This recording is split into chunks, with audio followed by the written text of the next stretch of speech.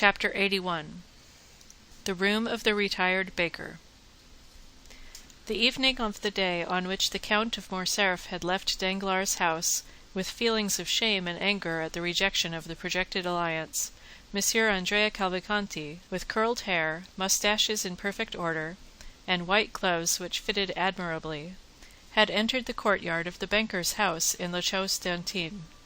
He had not been more than 10 minutes in the drawing-room before he drew Danglars aside into the recess of a bow-window, and, after an ingenious preamble, related to him all his anxieties and cares since his noble father's departure. He acknowledged the extreme kindness which had been shown him by the banker's family, in which he had been received as a son, and where, besides, his warmest affections had found an object on which to centre in Mademoiselle Danglars. Danglars listened with the most profound attention. He had expected this declaration for the last 2 or 3 days, and when at last it came, his eyes glistened as much as they had lowered on listening to Morcerf. He would not, however, yield immediately to the young man's request, but made a few conscientious objections.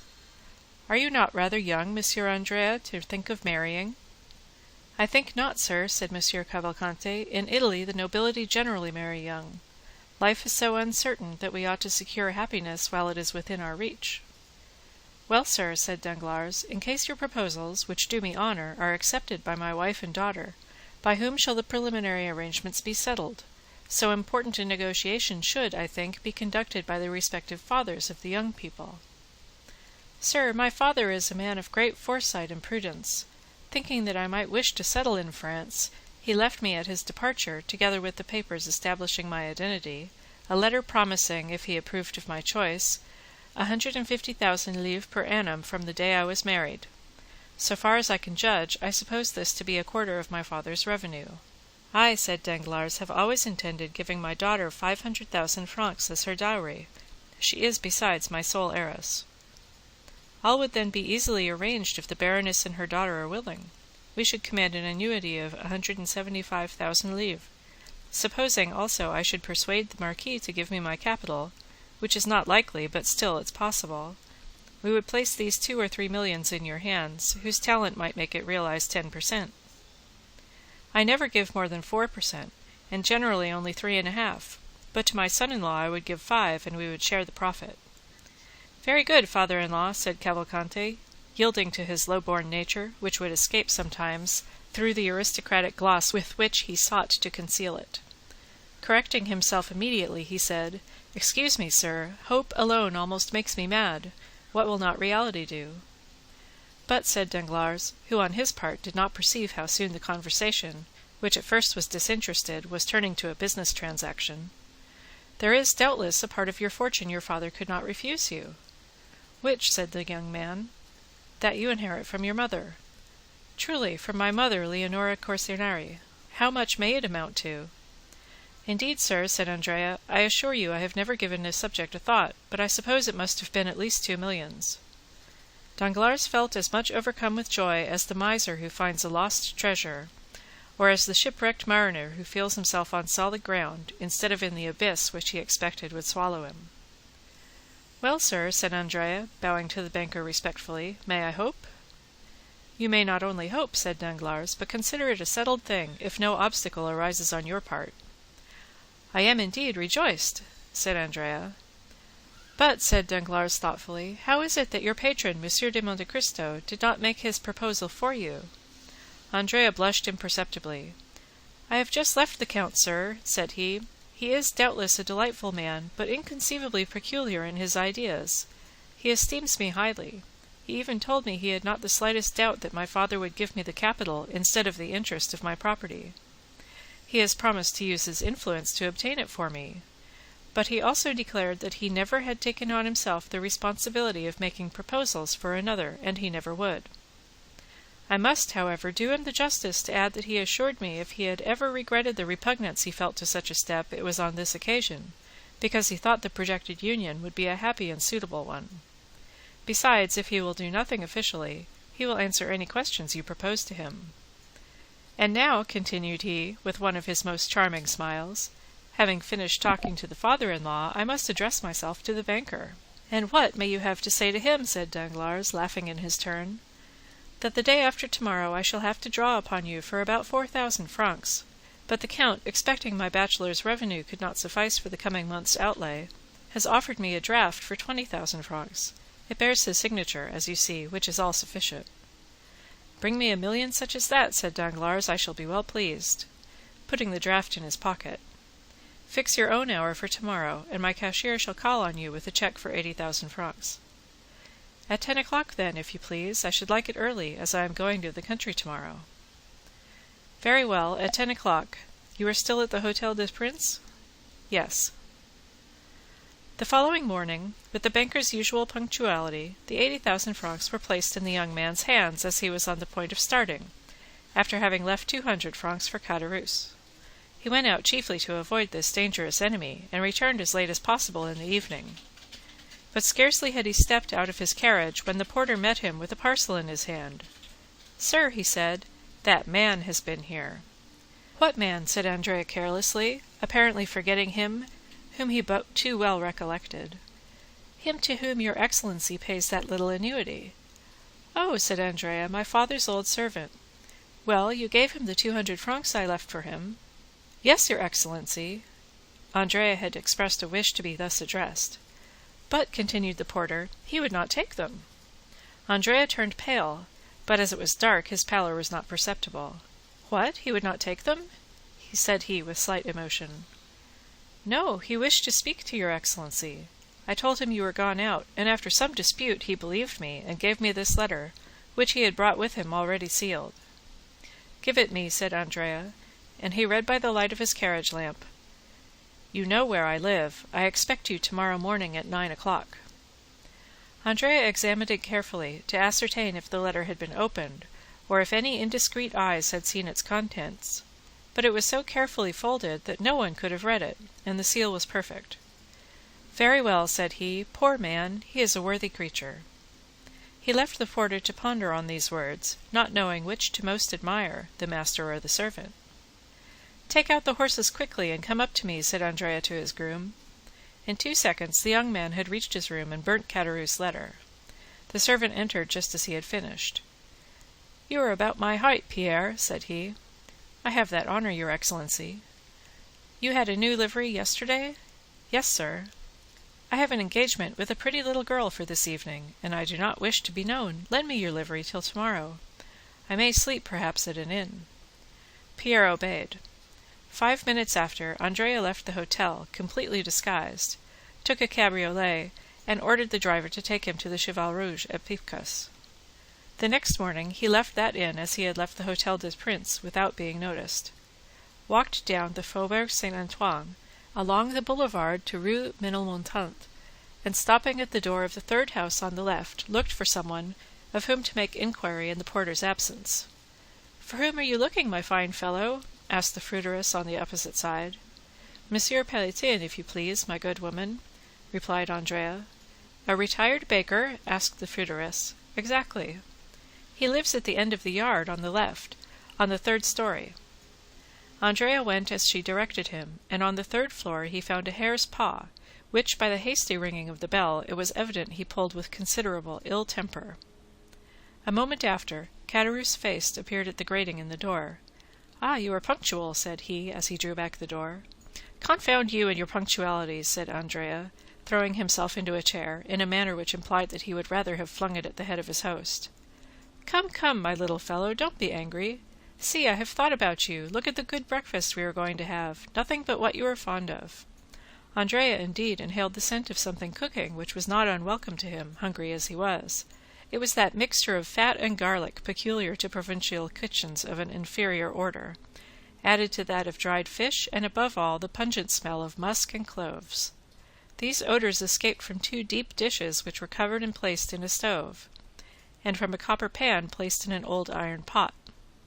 In an adjoining room Andrea saw also a tolerably clean table prepared for 2 bottles of wine sealed, the one with green, the other with yellow, a supply of brandy in a decanter, and a measure of fruit in a cabbage leaf, cleverly arranged on an earthenware plate.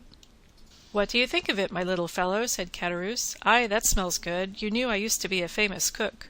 Do you recollect how you used to lick your fingers? You were among the first who tasted any of my dishes, and I think you relished them tolerably."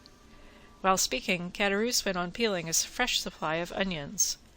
"But," said Andrea ill-temperedly, "by my faith, if it was only to breakfast with you that you disturbed me, I wish the devil had taken you." "My boy," said Caderousse sententiously, "one can talk while eating. And then, you ungrateful being, you are not pleased to see an old friend? I am weeping with joy." He was truly crying, but it would have been difficult to say whether joy or the onions produced the greatest effect on the lachrymal glands of the old innkeeper of the Pont du Gard. "Hold your tongue, hypocrite," said Andrea. "You love me." "Yes, I do, or the devil may take me." "I know it is a weakness," said Caderousse, "but it overpowers me." "And yet it has not prevented your sending for me to play me some trick." "Come," said Caderousse, wiping his large knife on his apron, "if I did not like you, do you think I should endure the wretched life you lead me? Think for a moment. You have your servant's clothes on, you therefore keep a servant. I have none, and am obliged to prepare my own meals. You abuse my cookery because you dine at the table d'hôte of the Hôtel des Princes or the Café du Paris. Well, I too could keep a servant. I too could have a tilbury. I too could dine where I like, but why do I not? Because I would not annoy my little Benedetto. Come, just acknowledge that I could, eh?"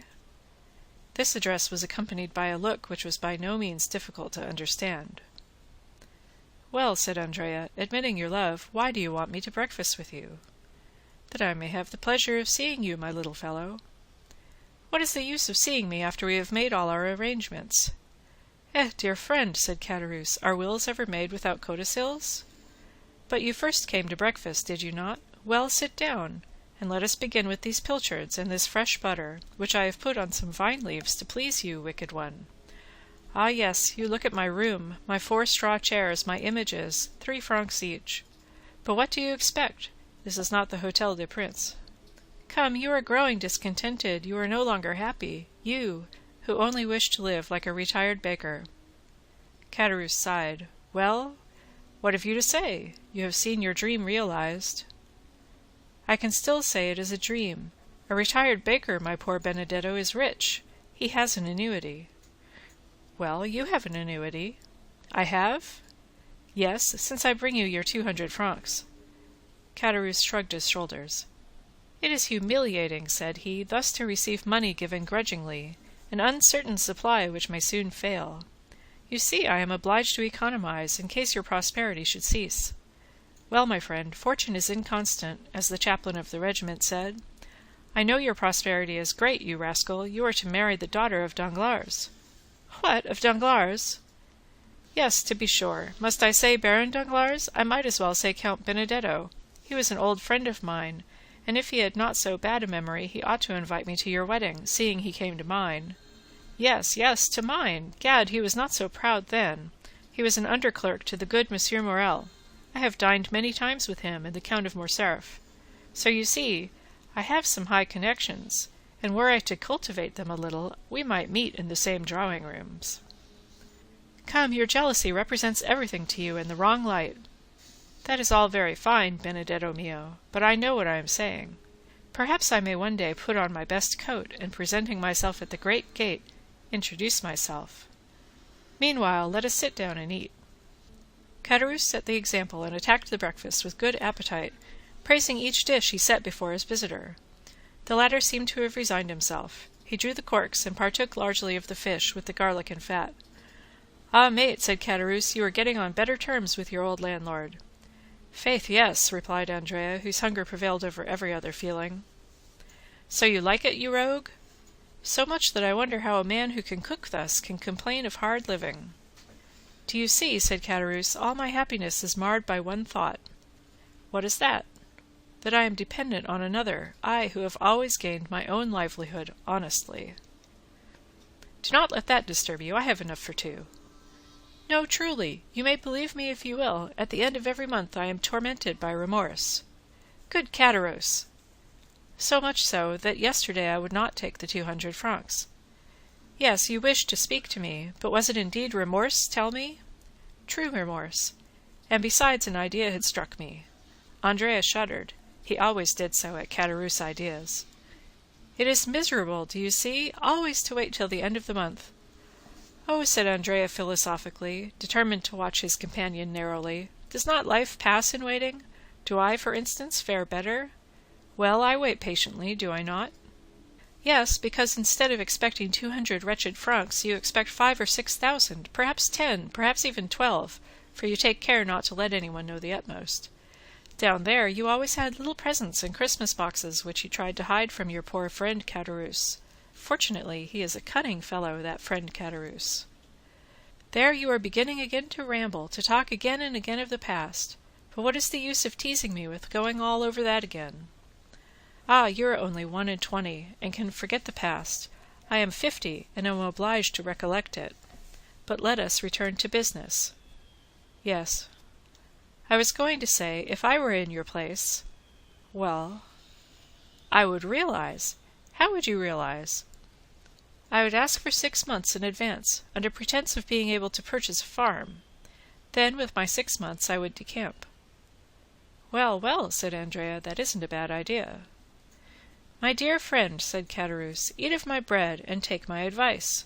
You will be none the worse off, physically or morally. But, said Andrea, why do you not act on the advice you gave me? Why do you not realize a 6 months, a year's advance even, and retire to Brussels? Instead of living the retired baker, you might live as a bankrupt, using his privileges. That would be very good. But how the devil would you have me retire on 1,200 francs? Ah, Caderousse, said Andrea, how covetous you are. 2 months ago you were dying with hunger. The appetite grows by what it feeds on, said Caderousse, grinning and showing his teeth like a monkey laughing or a tiger growling. And, added he, biting off with his large white teeth an enormous mouthful of bread, I have formed a plan.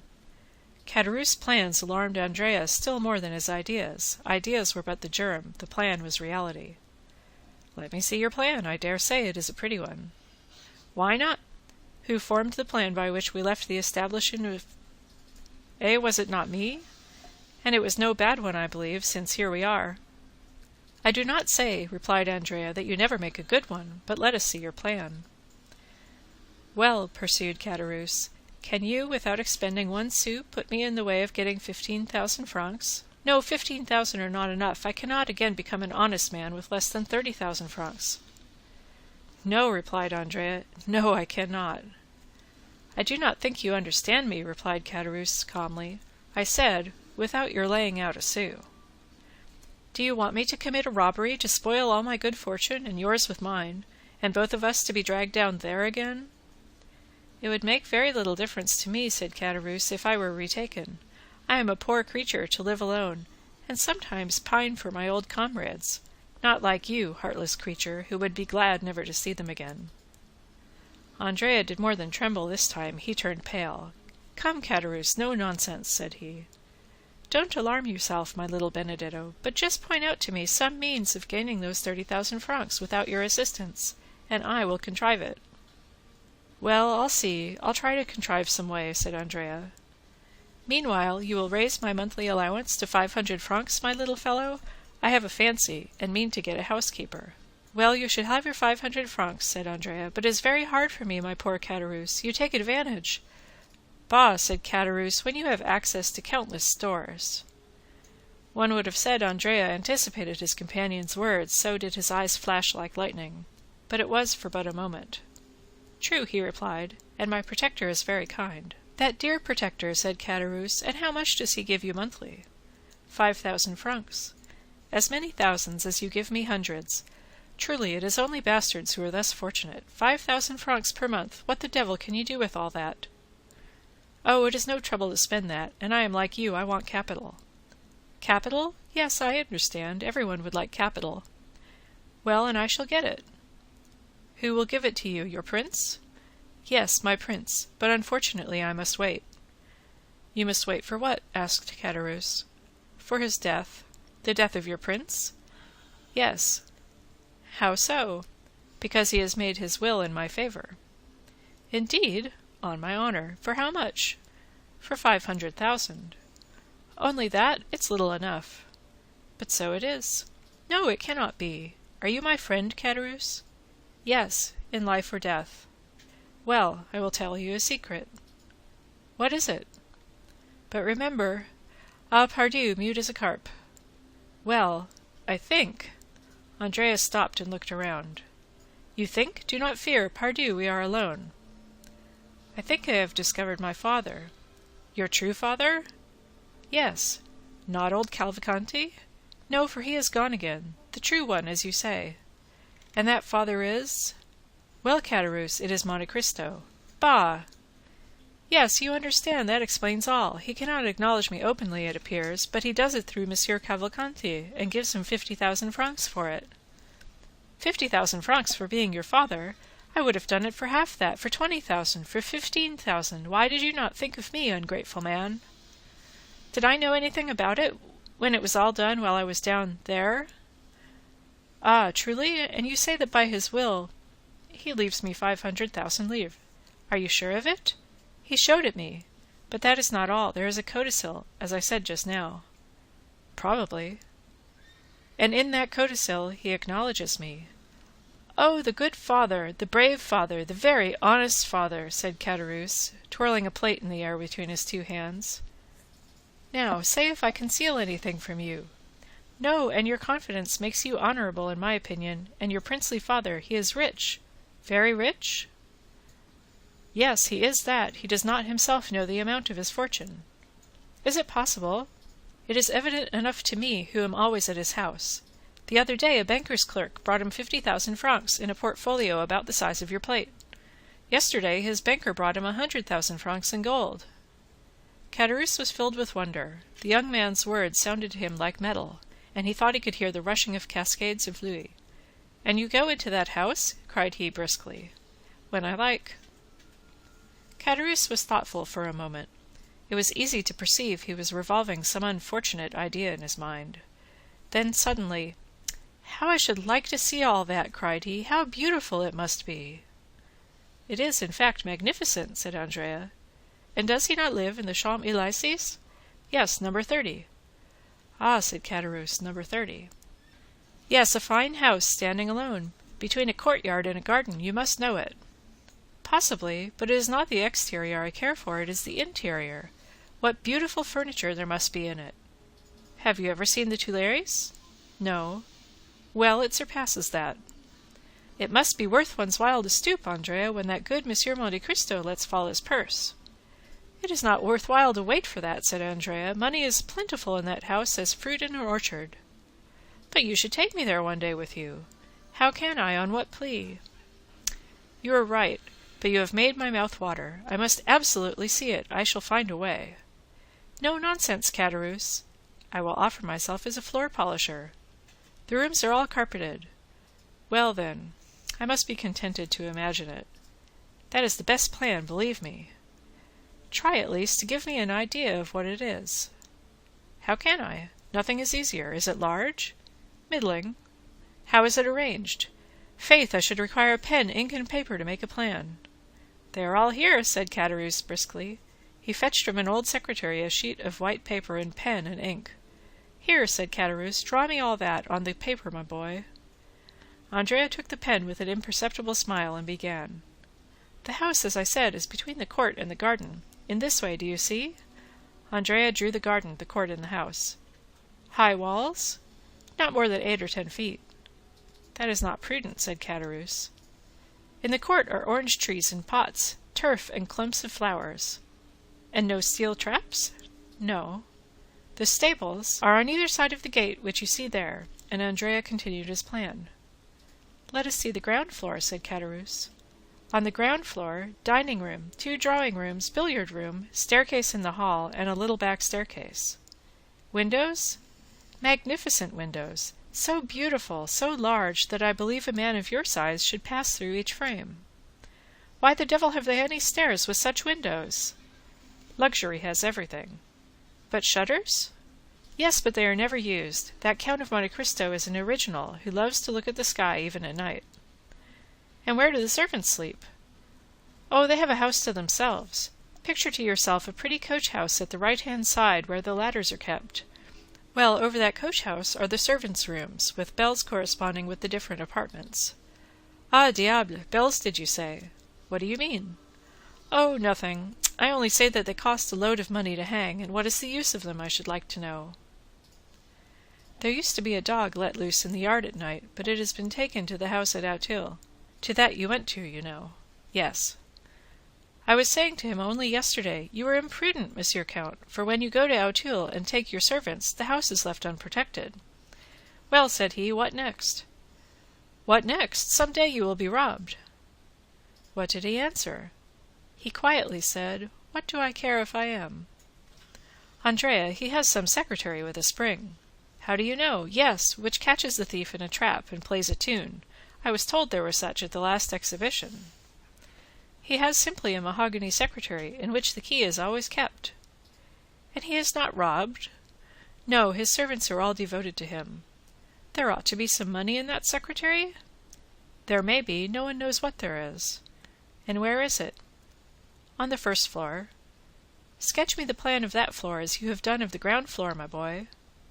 "That is very simple." Andrea took the pen. "On the first story, do you see, there is an anteroom and the drawing-room. To the right of the drawing-room a library and a study. To the left a bedroom and a dressing-room. The famous secretary is in the dressing-room." "Is there a window in the dressing-room?" "Two. One here and one there." Andrea sketched 2 windows in the room, which formed an angle on the plan, and appeared as a small square added to the rectangle of the bedroom. Caderousse became thoughtful. "Does he often go to Auteuil?" added he. 2 or 3 times a week. Tomorrow, for instance, he is going to spend the day and night there." "Are you sure of it?" "He has invited me to dine there." "There's a life for you," said Caderousse, "a town house and a country house. That is what it is to be rich." "And shall you dine there?" "Probably." "When you dine there, do you sleep there?" "If I like, I am at home there." Caderousse looked at the young man as if to get the truth from the bottom of his heart, but Andrea drew a cigar case from his pocket, took a Havana, quietly lit it, and began smoking. "When do you want your 1,200 francs?" said he to Caderousse. "Now, if you have them." Andrea took 25 louis from his pocket. "Yellow boys," said Caderousse. "No, I thank you." "Oh, you despise them." "On the contrary, I esteem them, but will not have them." "You can change them, idiot. Gold is worth 5 sous." "Exactly, and he who changes them will follow friend Caderousse, lay his hands on him, and demand what farmers pay him their rent in gold. No nonsense, my good fellow. Silver simply, round coins, with the head of some monarch or other on them. Anybody may possess a 5-franc piece." "But do you suppose I carry 500 francs about with me? I should want a porter." "Well, leave them with your porter. He is to be trusted. I will call for them." "Today? No, tomorrow. I shall not have time today." "Well, tomorrow I will leave them when I go to Auteuil." "May I depend on it?" "Certainly." "Because I shall secure my housekeeper on the strength of it." "Now see here, will that be all, eh? And will you not torment me any more?" "Never." Caderousse had become so gloomy that Andrea feared he should be obliged to notice the change. He redoubled his gaiety and carelessness. "How sprightly you are," said Caderousse. "One would say you were already in possession of your property." "No, unfortunately, but when I do obtain it—" "Well?" "I shall remember old friends, I can tell you that." "Yes, since you have such a good memory." "What do you want? It looks as if you were trying to fleece me." "Aye, what an idea! I who am going to give you another piece of good advice." "What is it?" "To leave behind you the diamond you have on your finger. We shall both get into trouble. You will ruin both yourself and me by your folly." "How so?" said Andrea. "How? You put on a livery, you disguise yourself as a servant, and yet keep a diamond on your finger worth 4,000 or 5,000 francs." "You guess well." "I know something of diamonds. I have had some." "You do well to boast of it," said Andrea, who, without becoming angry, as Caderousse feared, at this new extortion, quietly resigned the ring. Caderousse looked so closely at it that Andrea knew that he was examining it to see if all the edges were perfect. "It is a false diamond," said Caderousse. "You are joking now," replied Andrea. "Do not be angry, we can try it." Caderousse went to the window, touched the glass with it, and found it would cut. "Confiteor," said Caderousse, putting the diamond on his little finger, "I was mistaken, but those thieves of jewellers imitate so well that it is no longer worth while to rob a jeweller's shop. It is another branch of industry paralyzed." "Have you finished?" said Andrea. "Do you want anything more? Will you have my waistcoat or my hat? Make free now you have begun." No, you are, after all, a good companion. I will not detain you, and will try to cure myself of my ambition. But take care the same thing does not happen to you in selling a diamond you feared with the gold. I shall not sell it, do not fear. Not at least until the day after tomorrow, thought the young man. Happy rogue, said Caderousse, you are going to find your servants, your horses, your carriage, and your betrothed. Yes, said Andrea. Well, I hope you will make a handsome wedding present the day you marry Mademoiselle Danglars. I have already told you it is a fancy you have taken in your head. What fortune has she? But I tell you, 1,000,000? Andrea shrugged his shoulders. Let it be 1,000,000, said Caderousse. You can never have so much as I wish you. Thank you, said the young man. Oh, I wish it you with all my heart, added Caderousse with his hoarse laugh. Stop, let me show you the way. It is not worth while. Yes, it is. Why? Because there is a little secret, a precaution I thought it desirable to take, one of Huret and Fichet's locks, revised and improvised by one Gaspard Caderousse. I will manufacture you a similar one when you are a capitalist. Thank you, said Andrea. I will let you know a week beforehand. They parted. Caderousse remained on the landing until he had not only seen Andrea go down the 3 stories, but also cross the court. Then he returned hastily, shut his door carefully, and began to study, like a clever architect, the plan Andrea had left him. Dear Benedetto, said he, I think he will not be sorry to inherit his fortune, and he who hastens the day when he can touch his 500,000 will not be his worst friend. End of chapter 81.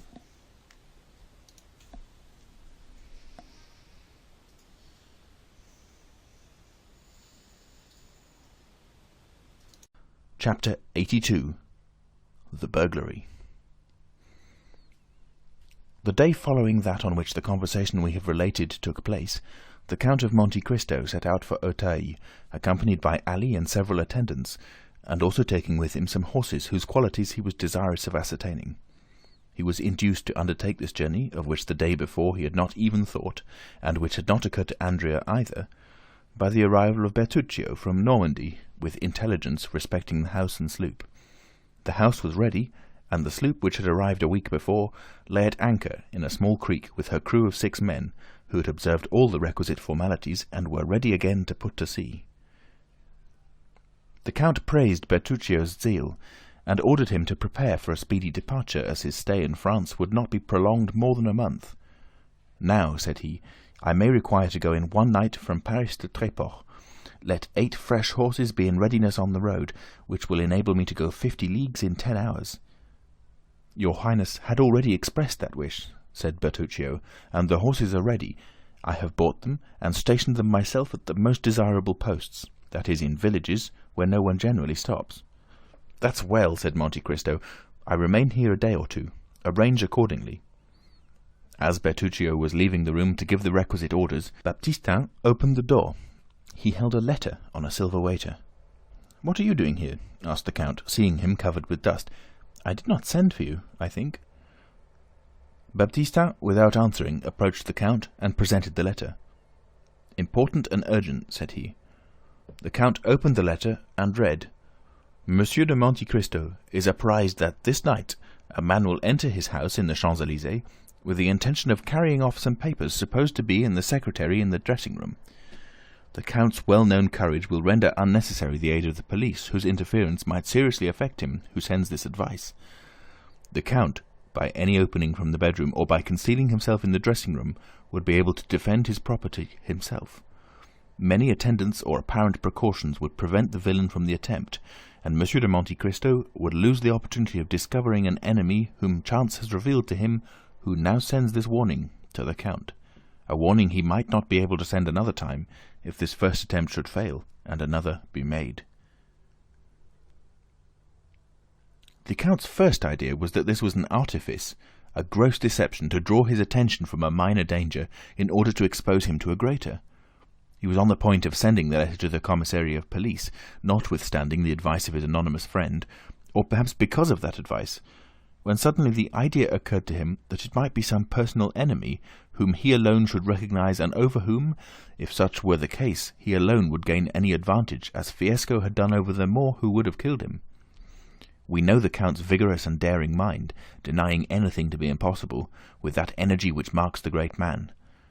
From his past life, from his resolution to shrink from nothing, the Count had acquired an inconceivable relish for the contests in which he had engaged, sometimes against nature, that is to say, against God, and sometimes against the world, that is, against the devil.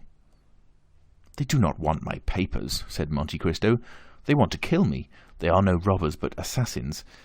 I will not allow the prefect of police to interfere with my private affairs. I am rich enough, forsooth, to distribute his authority on this occasion." The Count recalled Baptistin, who had left the room after delivering the letter. "Return to Paris," said he. "Assemble the servants who remain there. I want all my household at Auteuil." "But will no one remain in the house, my lord?" asked Baptistin. "Yes, the porter." "My lord will remember that the lodge is at a distance from the house." "Well?" "The house might be stripped without his hearing the least noise." "By whom?" "By thieves." "You are a fool, Monsieur Baptistin. Thieves might strip the house. It would annoy me less than to be disobeyed." Baptistin bowed. "You understand me," said the Count. "Bring your comrades here, one and all, but let everything remain as usual. Only close the shutters of the ground floor." "And those of the second floor?"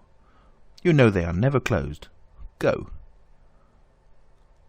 The Count signified his intention of dining alone, and that no one but Ali should attend him. Having dined with his usual tranquillity and moderation, the Count, making a signal to Ali to follow him, went out by the side gate, and on reaching the Bois de Boulogne turned, apparently without design, towards Paris, and at twilight found himself opposite his house in the Champs-Élysées. All was dark. One solitary feeble light was burning in the porter's lodge, about 40 paces distant from the house, as Baptistin had said. Monte Cristo leaned against a tree, and with that scrutinizing glance which was so rarely deceived, looked up and down the avenue, examined the passers-by, and carefully looked down the neighbouring streets, to see that no one was concealed. 10 minutes passed thus, and he was convinced that no one was watching him. He hastened to the side door with Ali, entered hurriedly, and by the servants' staircase, of which he had the key, gained his bedroom without opening or disarranging a single curtain, without even the porter having the slightest suspicion that the house, which he supposed empty, contained its chief occupant. Arrived in his bedroom, the Count motioned to Ali to stop. Then he passed into the dressing-room, which he examined.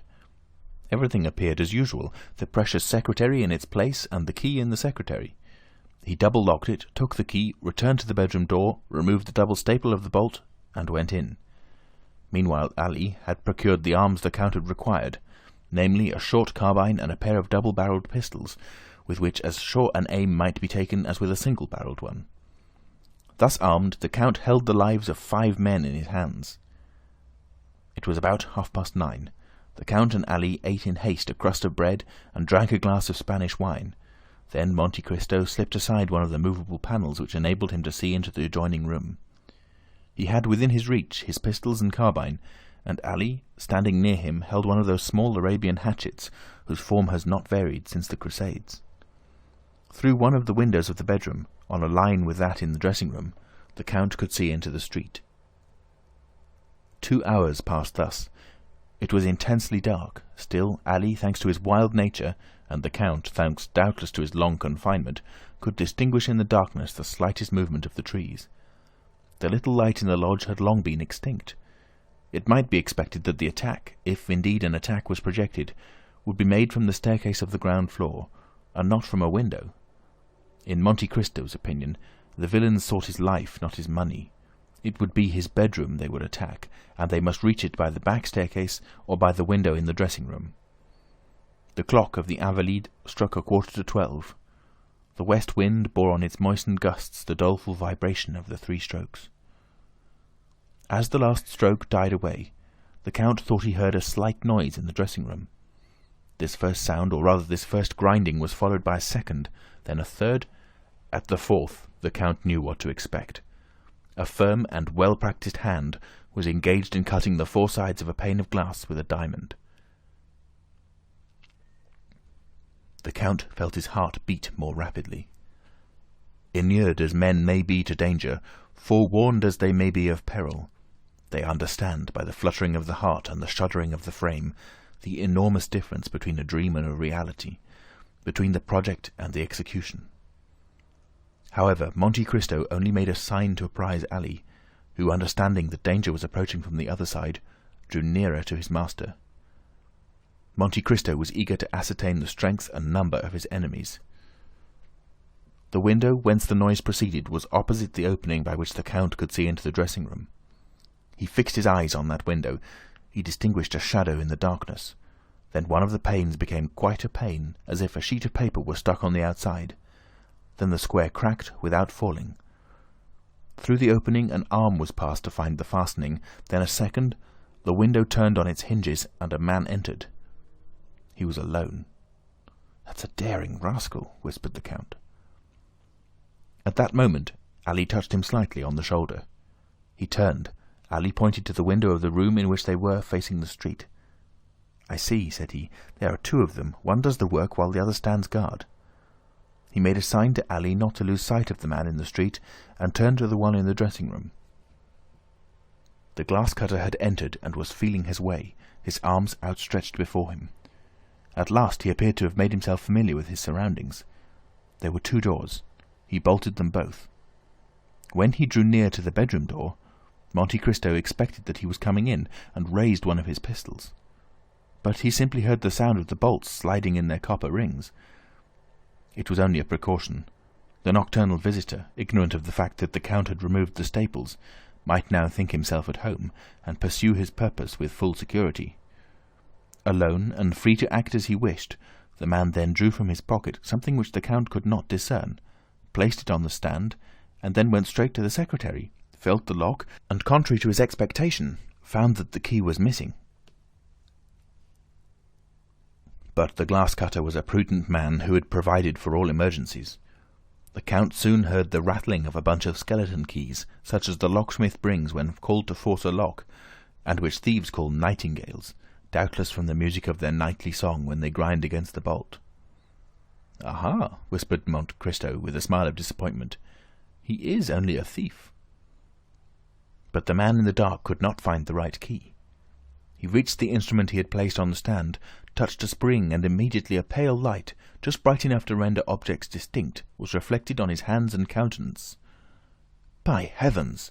exclaimed Monte Cristo, starting back. "It is—" Ali raised his hatchet. "Don't stir," whispered Monte Cristo, "and put down your hatchet. We shall require no arms." Then he added some words in a low tone, for the exclamation which surprise had drawn from the Count, faint as it had been, had startled the man, who remained in the pose of the old knife-grinder. It was an order the Count had just given, for immediately Ali went noiselessly and returned, bearing a black dress and a three-cornered hat. Meanwhile Monte Cristo had rapidly taken off his greatcoat, waistcoat, and shirt, and one might distinguish by the glimmering through the open pale that he wore a pliant tunic of steel mail, of which the last in France, where daggers were no longer dreaded, was worn by King Louis XV, who feared the dagger at his breast, and whose head was cleft with a hatchet. The tunic soon disappeared under a long cassock, as did his hair under a priest's wig. The three-cornered hat, over this, effectually transformed the Count into an abbé. The man, hearing nothing more, stood erect, and while Monte Cristo was completing his disguise, had advanced straight to the secretary, whose lock was beginning to crack under his nightingale. "Try again," whispered the Count, who depended on the secret spring, which was unknown to the picklock, clever as he might be. "Try again. You have a few minutes' work there." And he advanced to the window. The man whom he had seen seated on the fence had got down, and was still pacing the street. But strange as it appeared, he cared not for those who might pass by from the avenue of the Champs-Élysées or by the Faubourg Saint-Honoré. His attention was engrossed with what was passing at the Count's, and his only aim appeared to be to discern every movement in the dressing-room.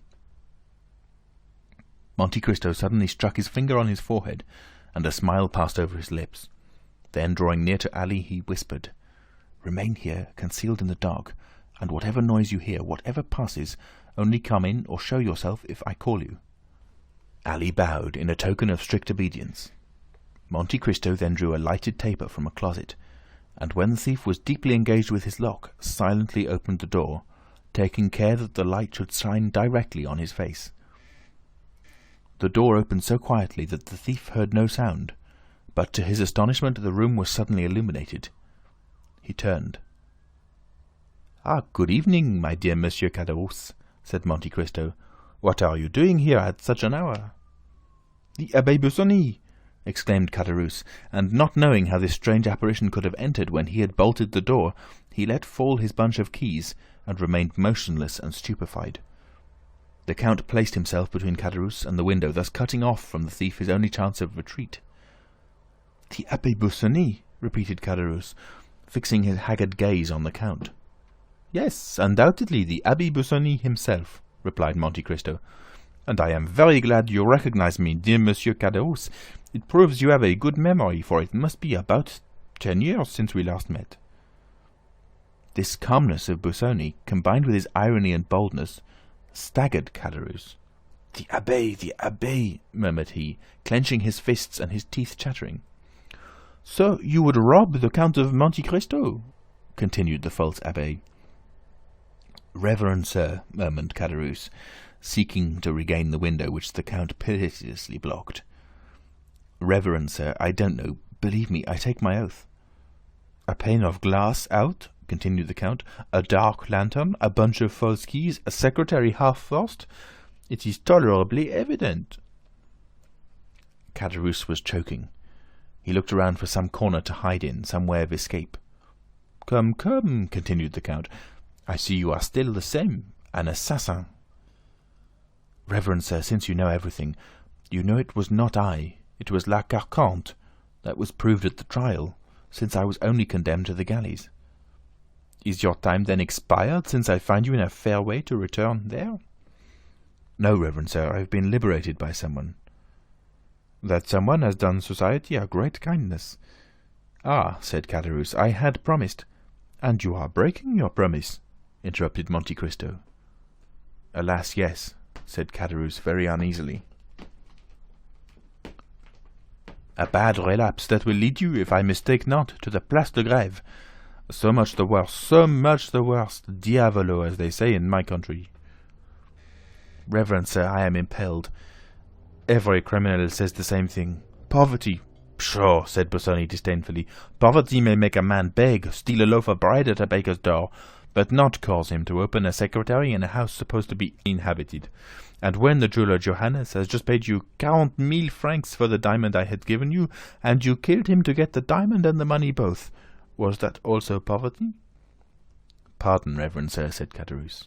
"You have saved my life once again. Save me again." "That is but poor encouragement." "Are you alone, reverend sir, or have you there soldiers ready to seize me?" "I am alone," said the Abbé, "and I will again have pity on you, and I will let you escape at the risk of fresh miseries my weakness may lead to, if you tell me the truth." "Ah, reverend sir," cried Caderousse, clasping his hands and drawing nearer to Monte Cristo, "I may indeed say you are my deliverer." "You mean to say you have been freed from confinement?" "Yes, that is true, reverend sir." "Who was your liberator?" "An Englishman." "What was his name?" "Lord Wilmore." "I know him. I shall know if you lie." "Ah, reverend sir, I tell you the simple truth." "Was this Englishman protecting you?" "No, not me, but a young Corsican, my companion." "What was this young Corsican's name?" "Benedetto." "Is that his Christian name?" "He had no other. He was a foundling." "Then this young man escaped with you?" "He did." "In what way?" "We were working at St. Mandrier, near Toulon. Do you know St. Mandrier?" "I do." "In the hour of rest between noon and 1 o'clock?" "Galley slaves having a nap after dinner? We may well pity the poor fellows," said the Abbé. "Nay," said Caderousse, "one can't always work. One is not a dog." "So much the better for the dogs," said Monte Cristo. "While the rest slept, then, we went away a short distance. We severed our fetters with a file the Englishman had given us, and swam away." "And what is become of this Benedetto?" "I don't know." "You ought to know." "No, in truth, we parted at Hyères." And to give more weight to his protestation, Caderousse advanced another step towards the Abbé, who remained motionless in his place, as calm as ever, and pursuing his interrogation. "You lie," said the Abbé Busoni, with a tone of irresistible authority. "Reverend sir." "You lie. This man is still your friend, and you perhaps make use of him as your accomplice." "Oh, reverend sir, since you left Toulon, what have you lived on? Answer me." on what I could get." "You lie," repeated the abbé a third time, and with a still more imperative tone. Caderousse, terrified, looked at the Count. "You have lived on the money he has given you." "True," said Caderousse. "Benedetto has become the son of a great lord." "How can he be the son of a great lord?" "A natural son." "And what is that great lord's name?" "The Count of Monte Cristo, the very same in whose house we are." "Benedetto, the Count's son?" replied Monte Cristo, astonished in his turn. "Well, I should think so, since the Count has found him a false father, since the Count gives him 4,000 francs a month and leaves him 500,000 francs in his will." "Ah, yes," said the factitious abbé, who began to understand. "And what name does the young man bear meanwhile?" "Andrea Cavalcanti." "Is he then that young man whom my friend the Count of Monte Cristo has received into his house, and who is going to marry Mademoiselle Danglars?" "Exactly." "And you suffer that, you wretch, you, who know his life and his crime?" "Why should I stand in a comrade's way?" said Caderousse. "You are right. It is not you who should apprise Monsieur Danglars, is it?" "Do not do so, reverend sir." "Why not?" "Because you would bring us to ruin." "And you think that to save such villains as you, I will become an abettor of their plot, an accomplice in their crimes?" "Reverend sir," said Caderousse, drawing still nearer, "I will expose all." "To whom?" "To Monsieur Danglars." "By heaven!" cried Caderousse, drawing from his waistcoat an open knife and striking the Count in the breast. "You shall disclose nothing, reverend sir." To Caderousse's great astonishment, the knife, instead of piercing the Count's breast, flew back blunted. At the same moment the Count seized with his left hand the assassin's wrist and wrung it with such strength that the knife fell from his stiffened fingers, and Caderousse uttered a cry of pain. But the Count, disregarding his cry, continued to wring the bandit's wrist until, his arm being dislocated, he fell first on his knees, then flat on the floor. The Count then placed his foot on his head, saying, "I know not what restrains me from crushing thy skull, rascal." "Ah, mercy, mercy!" cried Caderousse. The Count withdrew his foot. "Rise," said he. Caderousse rose. "What a wrist you have, reverend sir," said Caderousse, stroking his arm, all bruised by the fleshy pincers which had held it. "What a wrist!" "Silence! God gives me strength to overcome a wild beast like you. In the name of God, I act. Remember that, wretch, and to spare thee at this moment is still serving him." "Oh," said Caderousse, groaning with pain, "take this pen and paper and write what I dictate." "I don't know how to write, reverend sir." "You lie! Take this pen and write." Caderousse, awed by the superior power of the abbé, sat down and wrote, "Sir, the man you are receiving at your house and to whom you intend to marry your daughter is a felon who escaped with me from confinement at Toulon. He was number 59 and I number 58. He was called Benedetto, but he is ignorant of his real name, having never known his parents." "Sign it," continued the Count. "But would you ruin me?" "If I sought your ruin, fool, I should drag you to the first guardhouse. Besides, when that note is delivered, in all probability you will have no more to fear. Sign it then." Caderousse signed it. The address: to Monsieur the Baron Danglers, banker, Rue de la Chaussée-d'Antin. Caderousse wrote the address. The abbé took the note. "Now," said he, "that suffices. Begone." "Which way?" "The way you came." "You wish me to get out of that window?" "You got in very well." "Oh, you have some design against me, reverend sir." "Idiot! What design can I have?" "Why then, not let me out of the front door." "What would be the advantage of waking the porter?" "Ah, reverend sir, tell me, do you wish me dead?" "I wish what God wills." "But swear that you will not strike me as I go down." "Cowardly fool!" "What do you intend doing with me?" "I ask you, what can I do? I have tried to make you a happy man, and you have turned out a murderer." "Oh, monsieur," said Caderousse, "make one attempt. Try me once more." "I will," said the Count. "Listen, you know if I may be relied on." "Yes," said Caderousse, "if you arrive safely at home." "What have I to fear, except from you?" If you reach your home safely, leave Paris, leave France, and wherever you may be, so long as you conduct yourself well, I will send you a small annuity. For if you return home safely, then... Then? Asked Caderousse, shuddering. Then I shall believe God has forgiven you, and I will forgive you too. As true as I am a Christian, stammered Caderousse, you will make me die of fright. Now begone, said the Count, pointing to the window. Caderousse, scarcely yet relying on this promise, put his legs out of the window and stood on the ladder.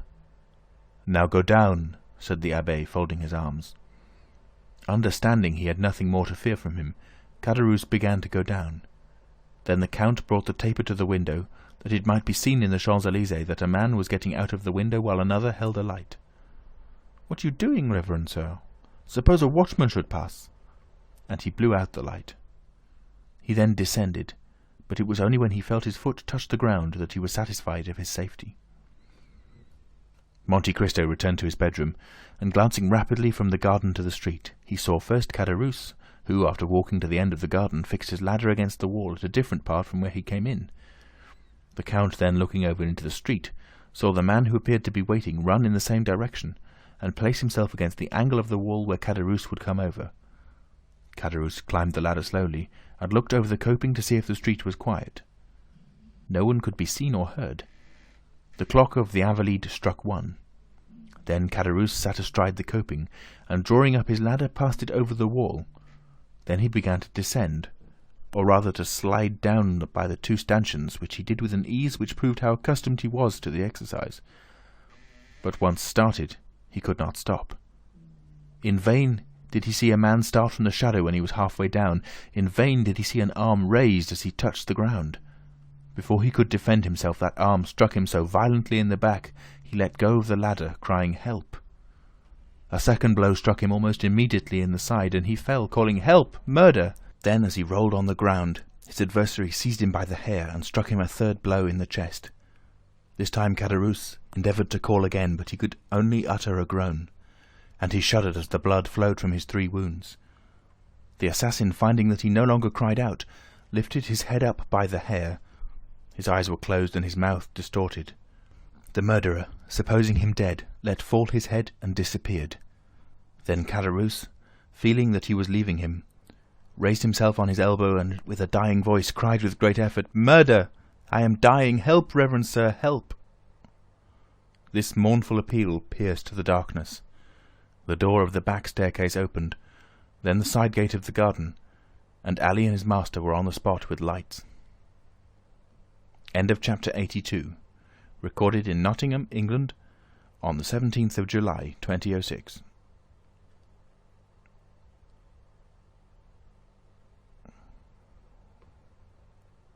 Chapter 83. The Hand of God.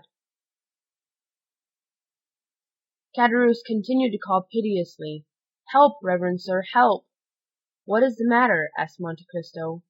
"Help!" cried Caderousse. "I am murdered!" "We are here. Take courage."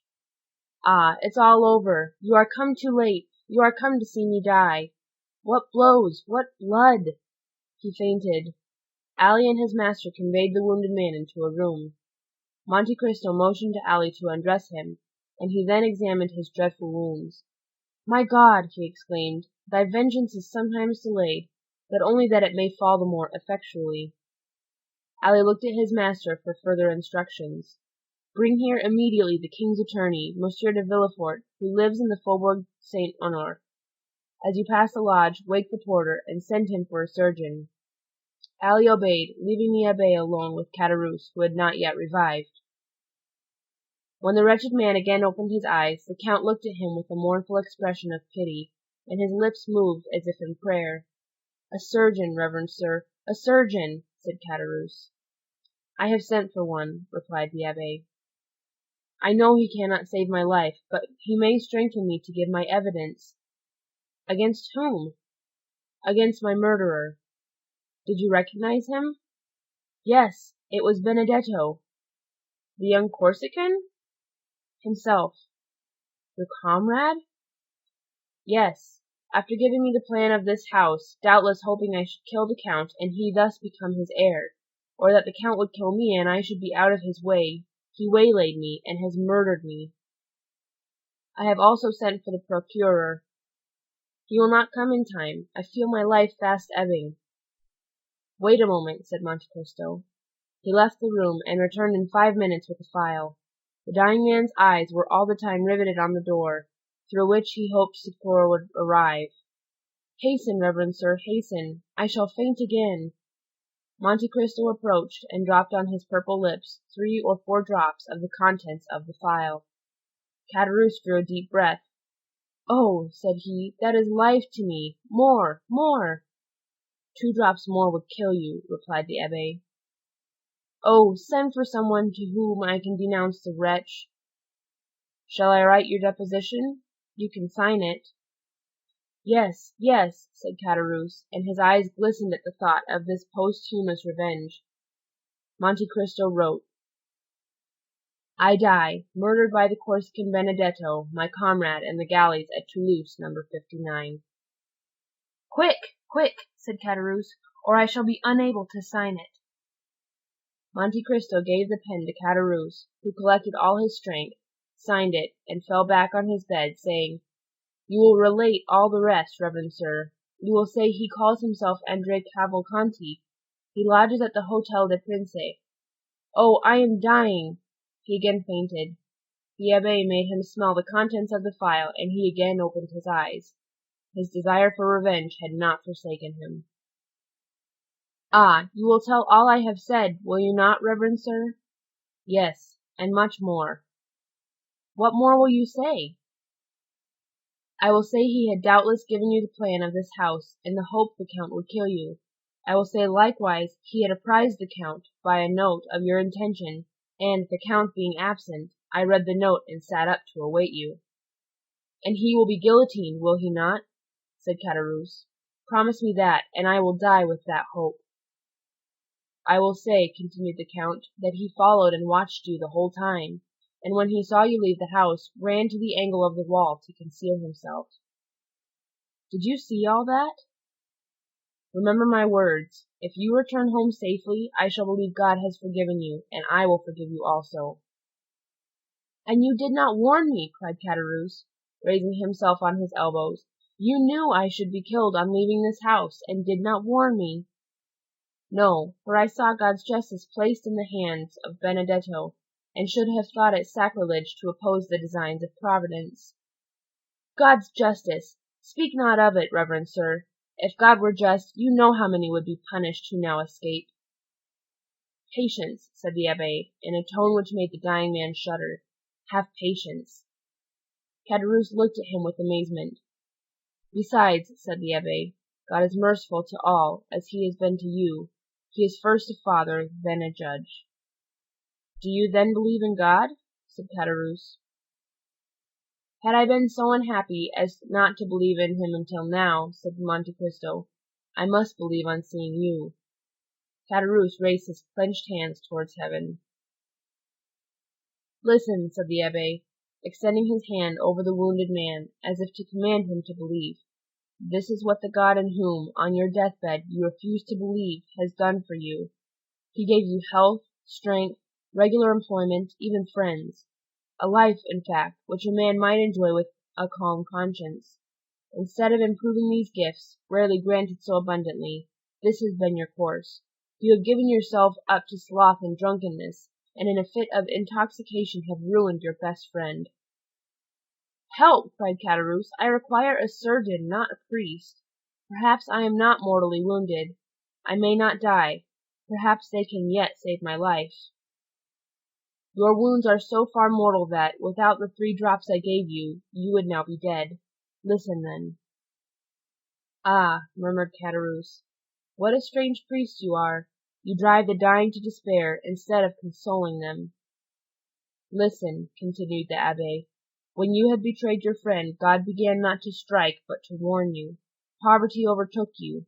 You had already passed half your life in coveting that which you might have honorably acquired, and already you contemplated crime under the excuse of want, when God worked a miracle on your behalf, sending you, by my hands, a fortune.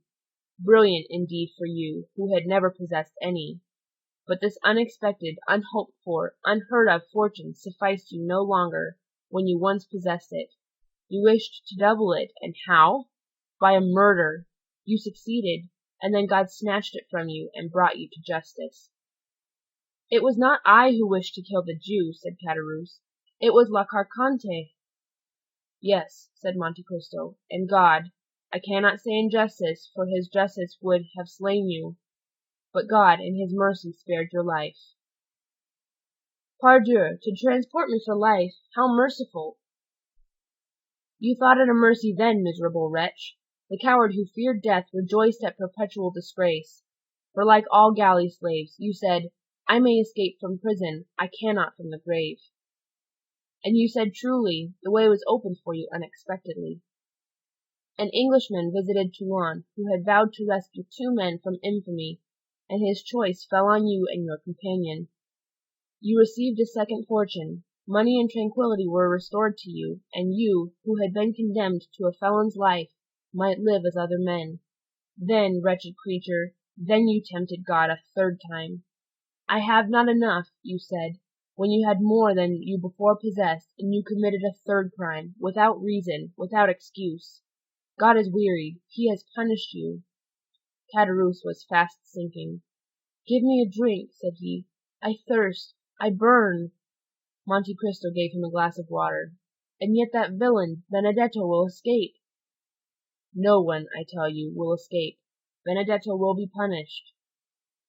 Then you too will be punished, for you did not do your duty as a priest. You should have prevented Benedetto from killing me. I, said the Count, with a smile which petrified the dying man, when you had just broken your knife against the coat of mail which protected my breast? Yet perhaps, if I had found you humble and penitent, I might have prevented Benedetto from killing you. But I found you proud and bloodthirsty, and I left you in the hands of God. I do not believe there is a God, howled Caderousse. You do not believe it. You lie. You lie. Silence, said the Abbé. You will force the last drop of blood from your veins. What? You do not believe in God when he is striking you dead? You will not believe in him who requires but a prayer, a word, a tear, and he will forgive? God, who might have directed the assassin's dagger so as to end your career in a moment, has given you this quarter of an hour for repentance. Reflect then, wretched man, and repent.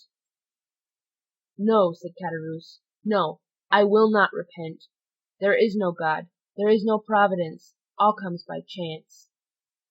There is a providence. There is a God, said Monte Cristo, of whom you are a striking proof, as you lie in utter despair, denying him, while I stand before you, rich, happy, safe, and entreating that God in whom you endeavor not to believe, while in your heart you still believe in him.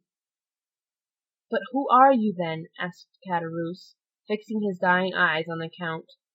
Look well at me, said Monte Cristo, putting the light near his face. Well, the Abbé Busoni.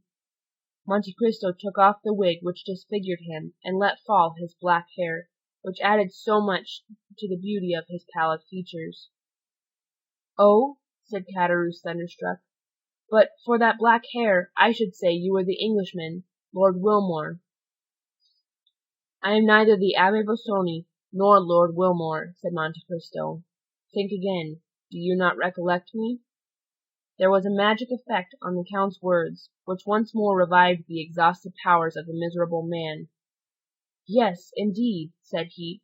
I think I have seen you and known you formerly. Yes, Caderousse, you have seen me. You knew me once. Who, then, are you? And why, if you knew me, do you let me die? Because nothing can save you. Your wounds are mortal. Had it been possible to save you, I should have considered it another proof of God's mercy, and I would again have endeavored to restore you, I swear by my father's tomb.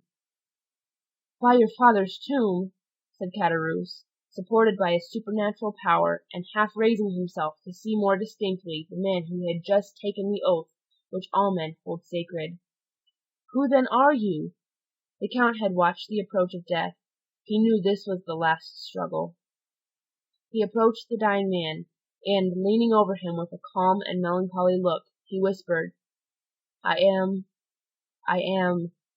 and his almost closed lips uttered a name so low that the Count himself appeared afraid to hear it. Caderousse, who had raised himself on his knees and stretched out his arm, tried to draw back, then clasping his hands and raising them with a desperate effort, "Oh, my God," said he, "pardon me for having denied thee.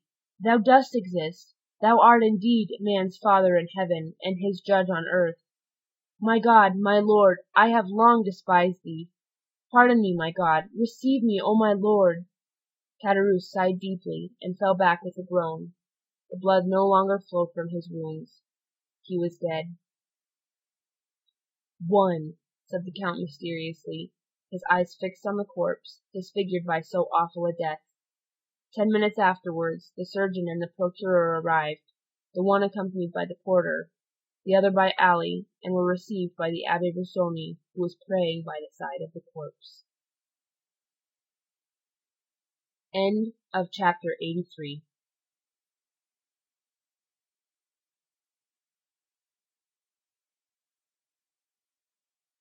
Chapter 84. Beauchamp. The daring attempt to rob the Count was the topic of conversation throughout Paris for the next fortnight. The dying man had signed a deposition declaring Benedetto to be the assassin. The police had orders to make the strictest search for the murderer. Caderousse's knife, dark lantern, bunch of keys, and clothing, excepting the waistcoat, which could not be found, were deposited at the registry. The corpse was conveyed to the morgue. The Count told everyone that this adventure had happened during his absence at Auteuil, and that he only knew what was related by the Abbé Busoni, who that evening, by mere chance, had requested to pass the night in his house to examine some valuable books in his library. Bertuccio alone turned pale whenever Benedetto's name was mentioned in his presence, but there was no reason why anyone should notice his doing so. Villefort, being called on to prove the crime, was preparing his brief with the same ardour that he was accustomed to exercise when required to speak in criminal cases. But 3 weeks had already passed, and the most diligent search had been unsuccessful. The attempted robbery and the murder of the robber by his comrade were almost forgotten in anticipation of the approaching marriage of Mademoiselle Danglers to the Count Andrea Cavalcanti. It was expected that this wedding would shortly take place, as the young man was received at the banker's as the betrothed. Letters had been dispatched to Monsieur Cavalcanti as the Count's father, who highly approved of the union, regretted his inability to leave Parma at that time, and promised a wedding gift of 150,000 livres. It was agreed that the 3 millions should be entrusted to Danglars to invest.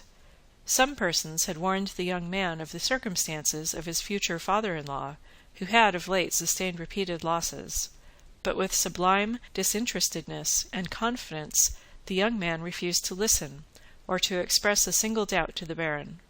The Baron adored Count Andrea Cavalcanti.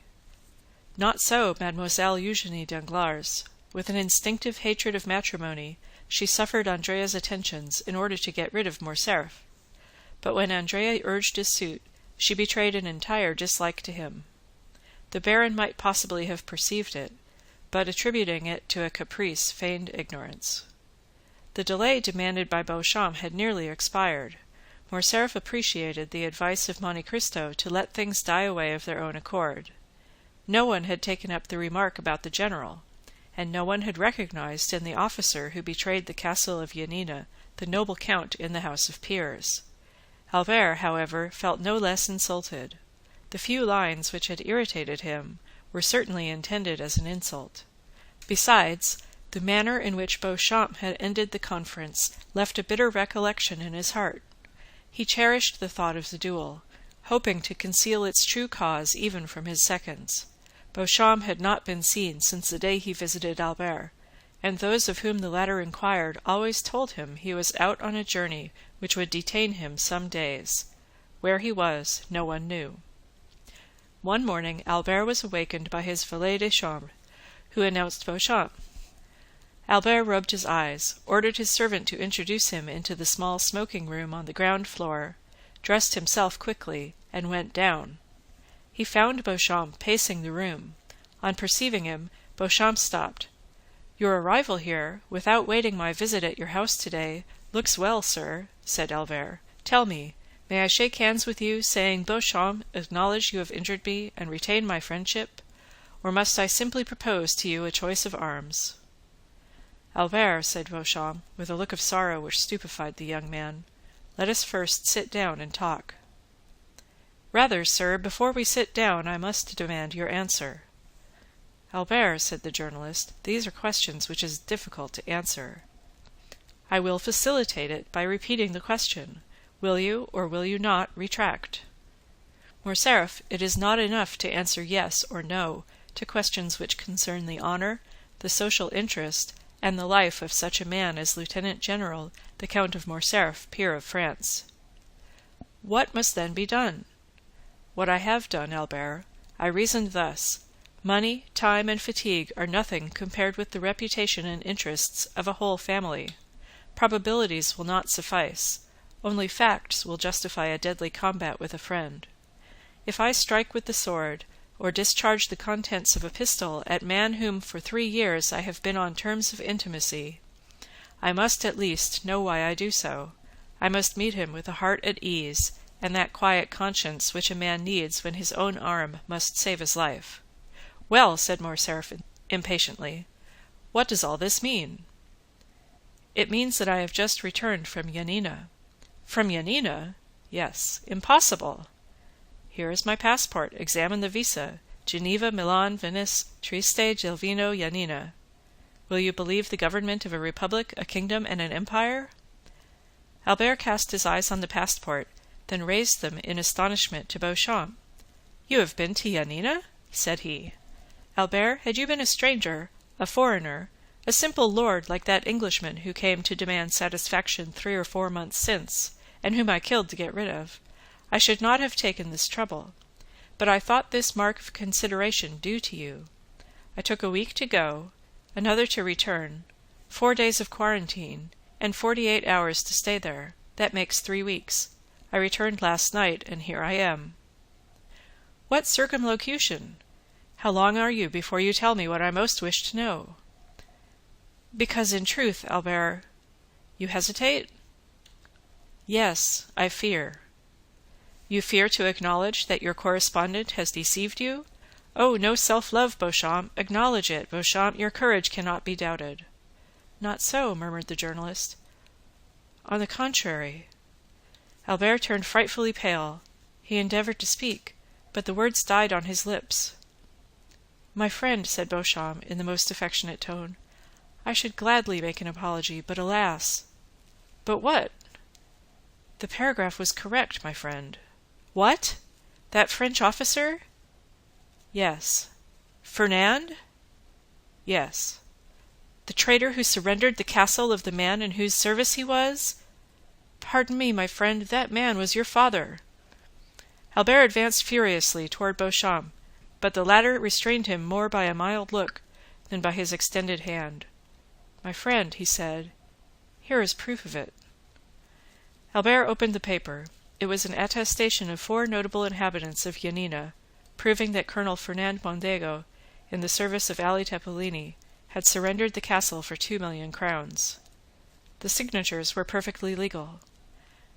Albert tottered and fell overpowered in a chair. It could no longer be doubted. The family name was fully given. After a moment's mournful silence, his heart overflowed, and he gave way to a flood of tears. Beauchamp, who had watched with sincere pity the young man's paroxysm of grief, approached him. Now, Albert, he said, you understand me, do you not? I wish to see all, and to judge of everything for myself, hoping the explanation would be in your father's favour, and I might do him justice. But on the contrary, the particulars which are given prove that Fernand Mondego, raised by Ali Pasha to the rank of Governor-General, is no other than Count Fernand of Morcerf. Then, recollecting the honour you had done me in admitting me to your friendship, I hastened to you.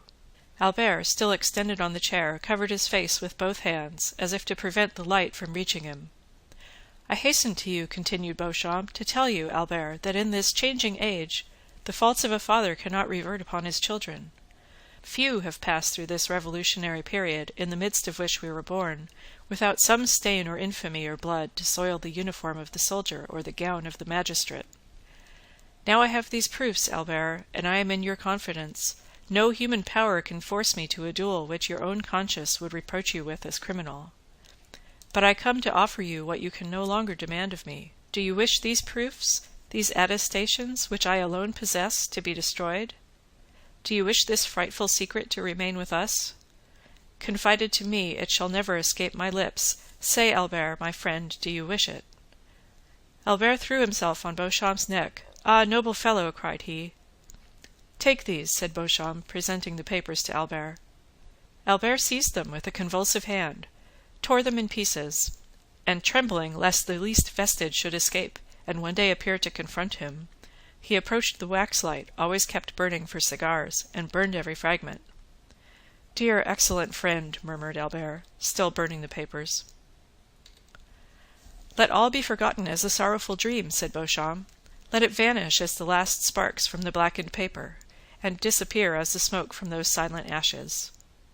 Yes, yes, said Albert, and may there remain only the eternal friendship which I promised to my deliverer, which shall be transmitted to our children's children, and shall always remind me that I owe my life and the honour of my name to you. For had this been known, O Beauchamp, I should have destroyed myself. Or, no, my poor mother, I could not have killed her by the same blow. I should have fled from my country. Dear Albert, said Beauchamp, but this sudden and factitious joy soon forsook the young man, and was succeeded by a still greater grief. Well, said Beauchamp, what still oppresses you, my friend? I am broken-hearted, said Albert. Listen, Beauchamp, I cannot thus in a moment relinquish the respect, the confidence and pride with which a father's untarnished name inspires a son. Oh, Beauchamp, Beauchamp, how shall I now approach mine? Shall I draw back my forehead from his embrace, or withhold my hand from his? I am the most wretched of men. Ah, my mother, my poor mother, said Albert, gazing through his tears at his mother's portrait. If you know this, how much you must suffer. Come, said Beauchamp, taking both his hands, take courage, my friend. But how came that first note to be inserted in your journal? Some unknown enemy, an invisible foe, has done this. The more you must fortify yourself, Albert. Let no trace of emotion be visible on your countenance. Bear your grief as the cloud bears within it ruin and death, a fatal secret, known only when the storm bursts. Go, my friend, reserve your strength for the moment when the crash shall come. You think, then, all is not over yet? Said Albert, horror-stricken. I think nothing, my friend, but all things are possible. By the way— What? Said Albert, seeing that Beauchamp hesitated. Are you going to marry Mademoiselle Danglars? Why do you ask me now? Because the rupture or fulfilment of this engagement is connected with the person of whom we were speaking. How? Said Albert.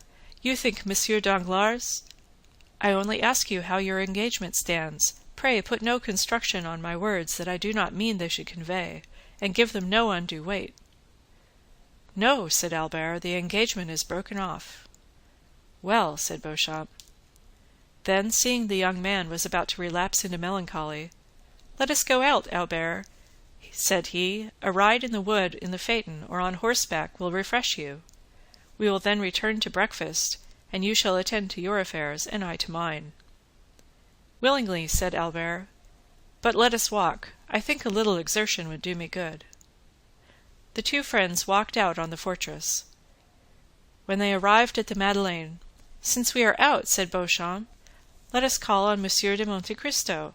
He is admirably adapted to revive one's spirits, because he never interrogates, and in my opinion, those who ask no questions are the best comforters. Gladly, said Albert. I love him. Let us call. End of chapter 84.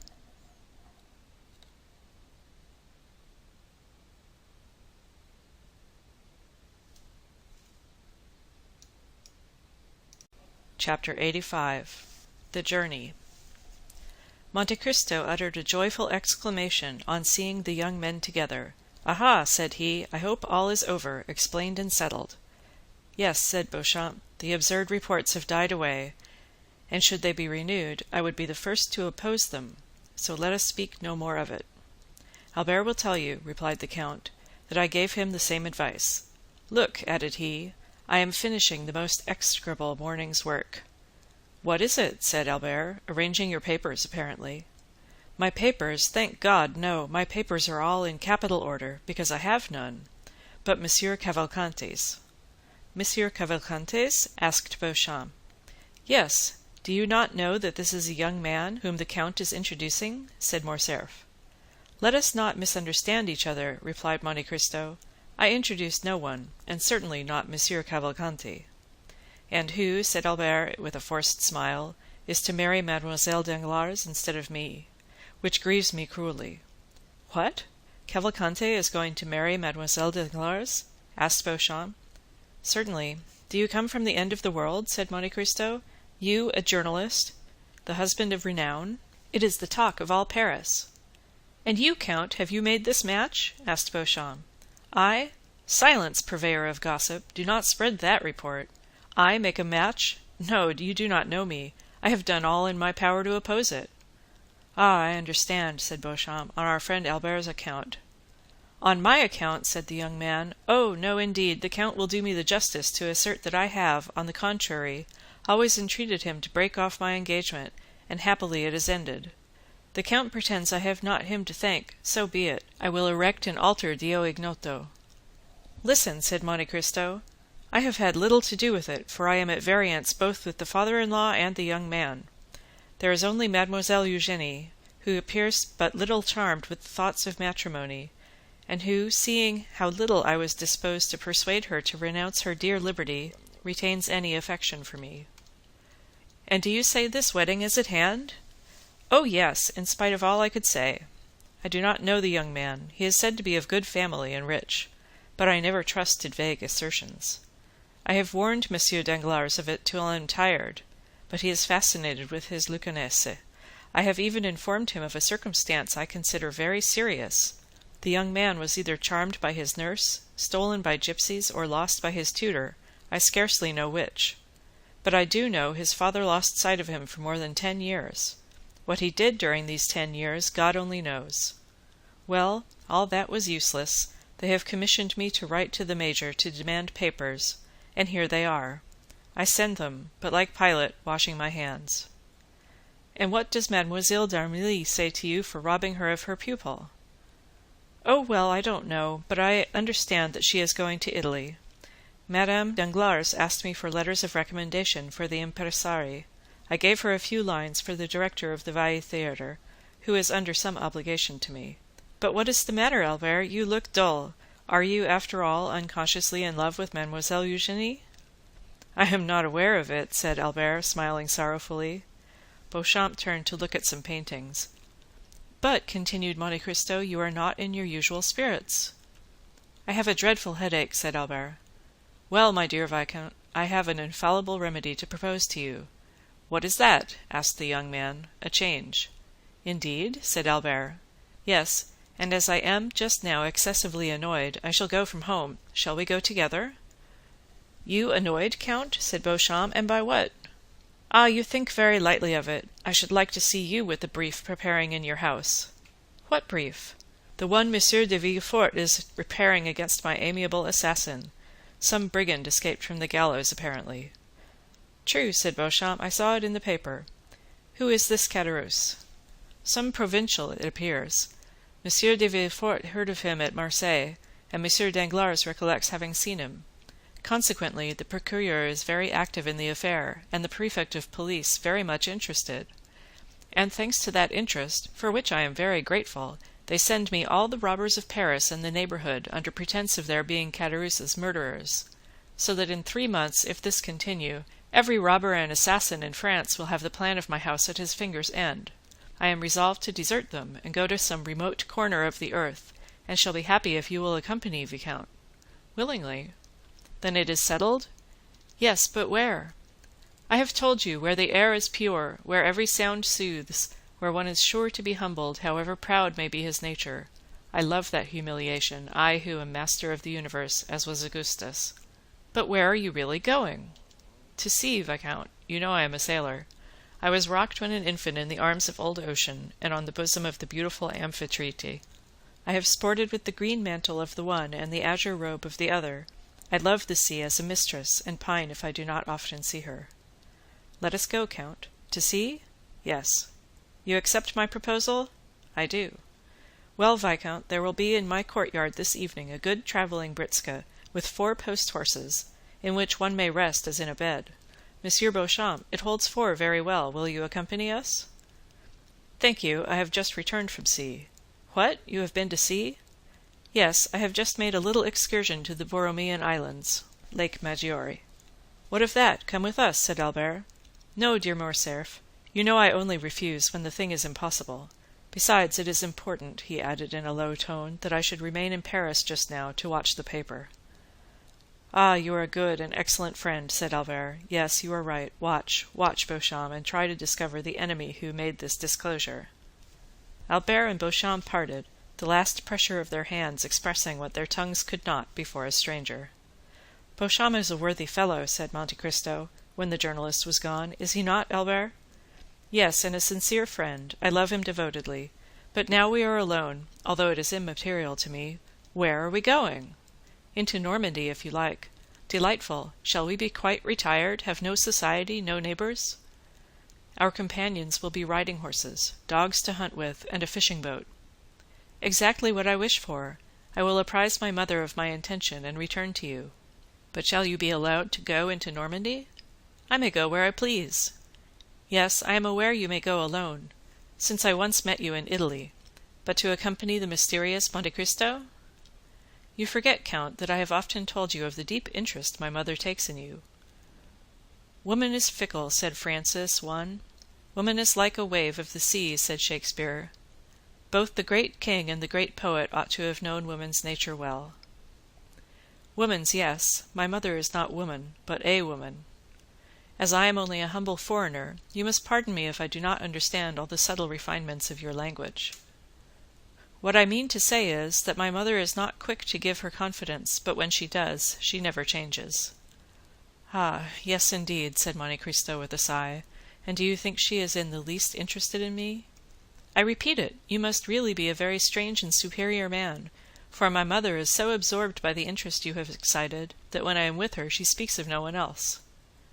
And does she try to make you dislike me? On the contrary, she often says, Morcerf, I believe the Count has a noble nature. Try to gain his esteem. Indeed, said Monte Cristo, sighing. You see, then, said Albert, that instead of opposing, she will encourage me. Adieu, then, until 5 o'clock. Be punctual, and we shall arrive at 12 or 1. At Tréport? Yes, or in the neighbourhood. But can we travel 48 leagues in 8 hours? Easily, said Monte Cristo. You are certainly a prodigy. You will soon not only surpass the railway, which would not be very difficult in France, but even the telegraph. But, Viscount, since we cannot perform the journey in less than 7 or 8 hours, do not keep me waiting. Do not fear, I have little to prepare.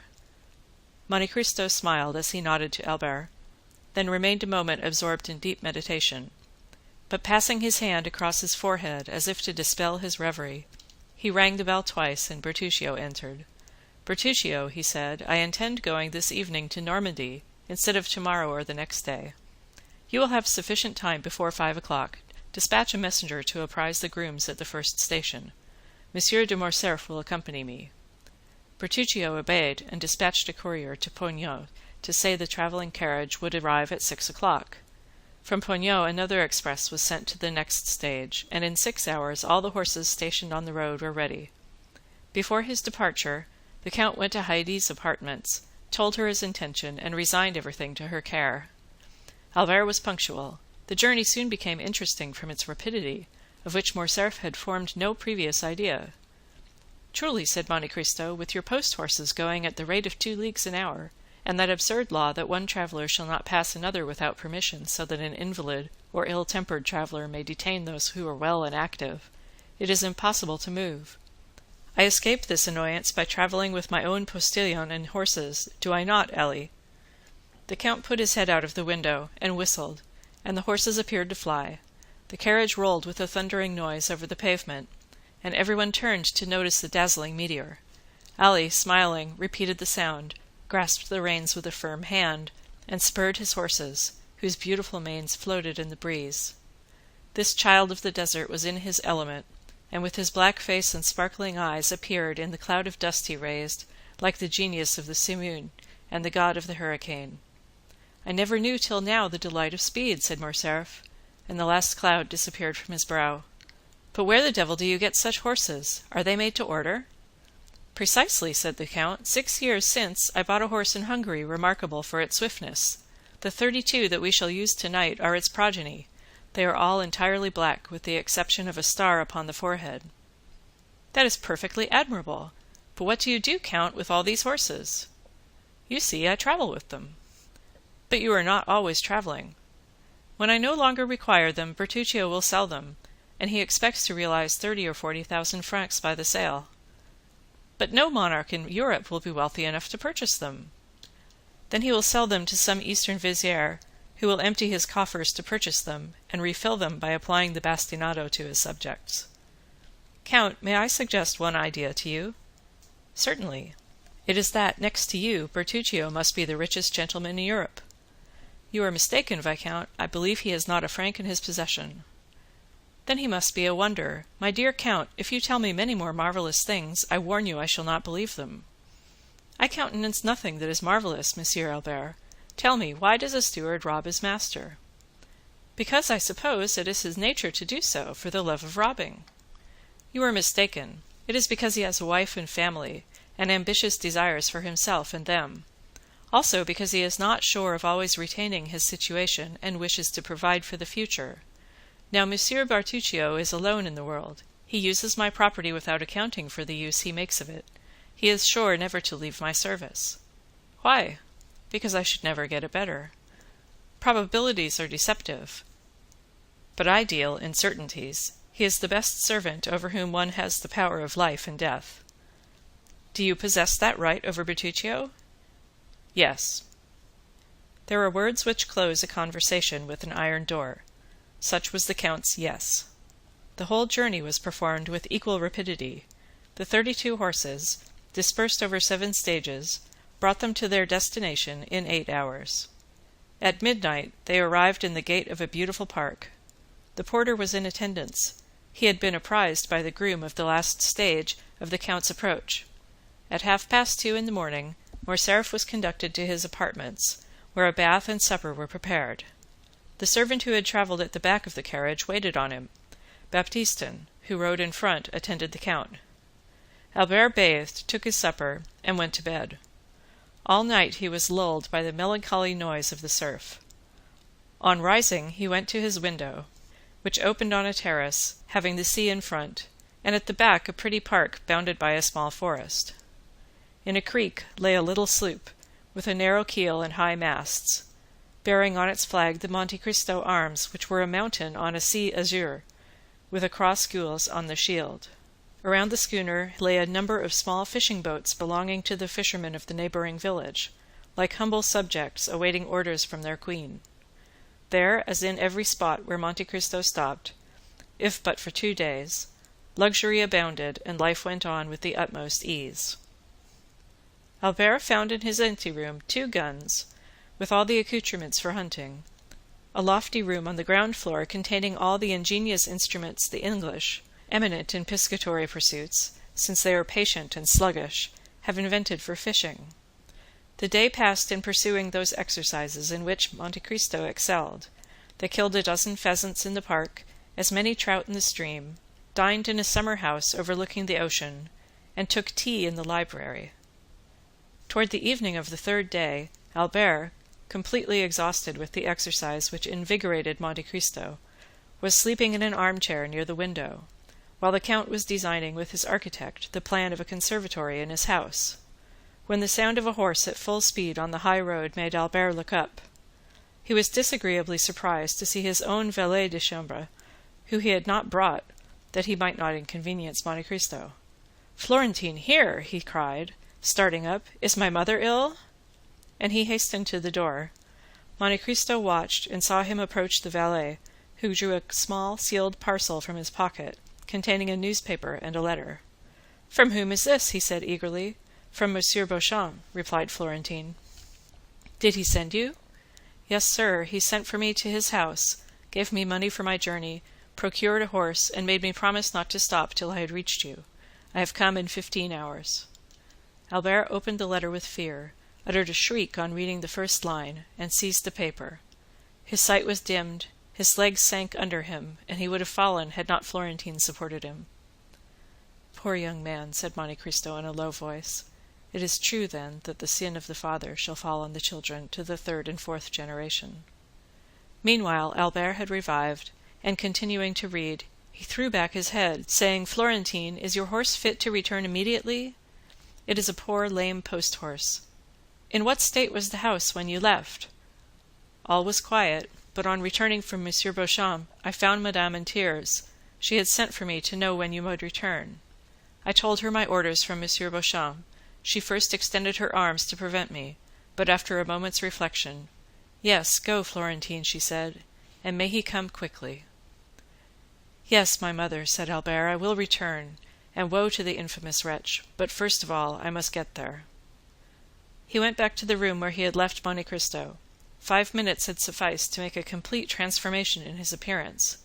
His voice had become rough and hoarse, his face was furrowed with wrinkles, his eyes burned under the blue-veined lids, and he tottered like a drunken man. "Count," said he, "I thank you for your hospitality, which I would gladly have enjoyed longer, but I must return to Paris." "What has happened?" "A great misfortune, more important to me than life. Don't question me, I beg of you, but lend me a horse." "My stables are at your command, Viscount, but you will kill yourself by riding on horseback. Take a post-chaise or a carriage." "No, it would delay me, and I need the fatigue you warn me of. It will do me good." Albert reeled as if he had been shot, and fell on a chair near the door. Monte Cristo did not see this second manifestation of physical exhaustion. He was at the window, calling, "Ali, a horse for Monsieur de Morcerf! Quick, he is in a hurry!" These words restored Albert. He darted from the room, followed by the count. "Thank you," cried he, throwing himself on his horse. "Return as soon as you can, Florentine. Must I use any password to procure a horse?" "Only dismount, another will be immediately saddled." Albert hesitated a moment. "You may think my departure strange and foolish," said the young man. "You do not know how a paragraph in a newspaper may exasperate one. Read that," said he, "when I am gone, that you may not be witness of my anger." While the count picked up the paper, he put spurs to his horse, which leaped in astonishment at such an unusual stimulus, and shot away with the rapidity of an arrow.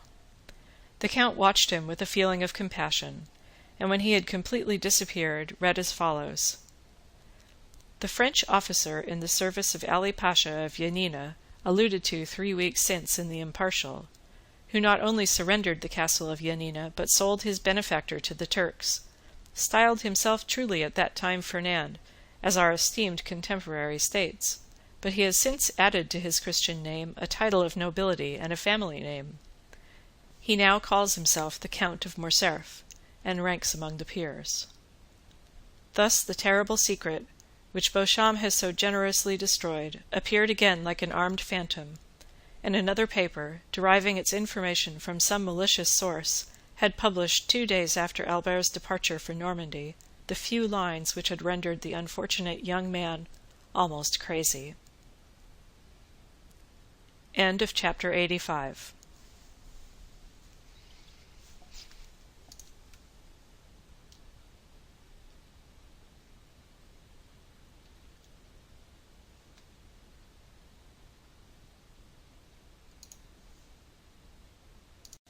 Chapter 86. The Trial. At 8 o'clock in the morning, Albert had arrived at Beauchamp's door. The valet de chambre had received orders to usher him in at once.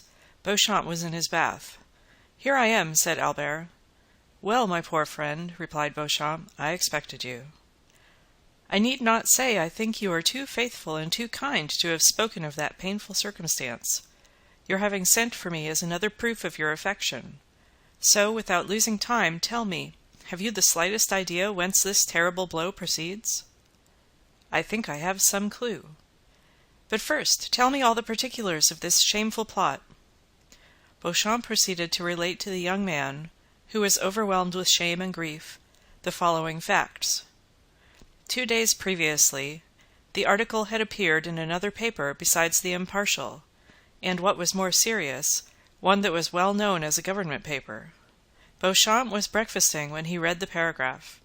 He sent immediately for a cabriolet and hastened to the publisher's office.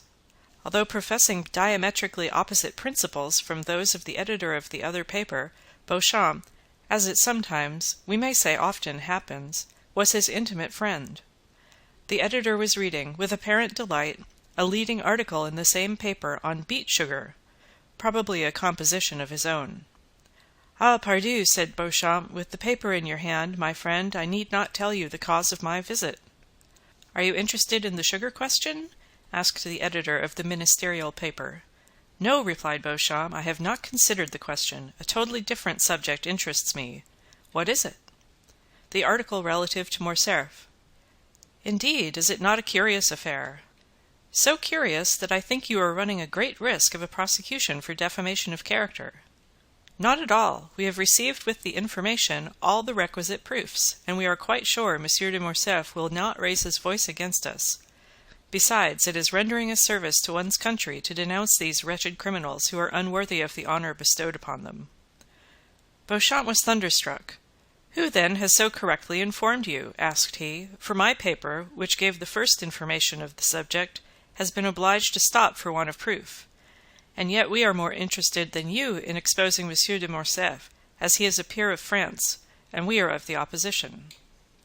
"Oh, that is very simple. We have not sought to scandalize. This news was brought to us. A man arrived yesterday from Yanina, bringing a formidable array of documents, and when we hesitated to publish the accusatory article, he told us it should be inserted in some other paper." Beauchamp understood that nothing remained but to submit, and left the office to dispatch a courier to Morcerf. But he had been unable to send to Albert the following particulars, as the events had transpired after the messenger's departure. Namely, that the same day a great agitation was manifest in the House of Peers among the usually calm members of that dignified assembly. Everyone had arrived almost before the usual hour, and was conversing on the melancholy event which was to attract the attention of the public towards one of their most illustrious colleagues. Some were perusing the article, others making comments and recalling circumstances which substantiated the charges still more. The Count of Morcerf was no favourite with his colleagues. Like all upstarts, he had had recourse to a great deal of haughtiness to maintain his position.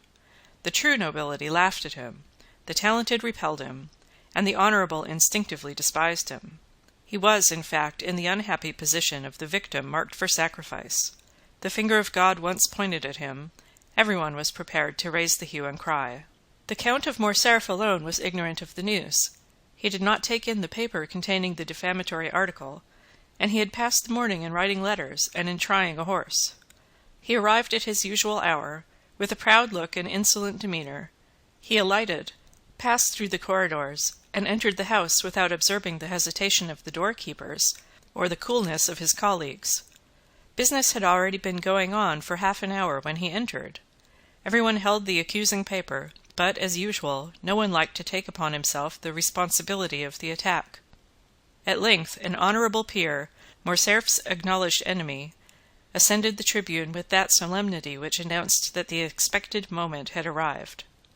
There was an impressive silence. Morcerf alone knew not why such profound attention was given to an orator who was not always listened to with so much complacency. The Count did not notice the introduction, in which the speaker announced that his communication would be of that vital importance that it demanded the undivided attention of the House. But at the mention of Yanina and Colonel Fernand, he turned so frightfully pale that every member shuddered and fixed his eyes upon him. Moral wounds have this peculiarity: they may be hidden, but they never close. Always painful, always ready to bleed when touched, they remain fresh and open in the heart. The article having been read during the painful hush that followed, a universal shudder pervaded the assembly, and immediately the closest attention was given to the orator as he resumed his remarks. He stated his scruples and the difficulty of the case. It was the honour of Monsieur de Morcerf, and that of the whole house, he proposed to defend, by provoking a debate on personal questions, which are always such painful themes of discussion. He concluded by calling for an investigation, which might dispose of the calumnious report before it had time to spread, and restore Monsieur de Morcerf to the position he had long held in public opinion. Morcerf was so completely overwhelmed by this great and unexpected calamity that he could scarcely stammer a few words as he looked around on the assembly.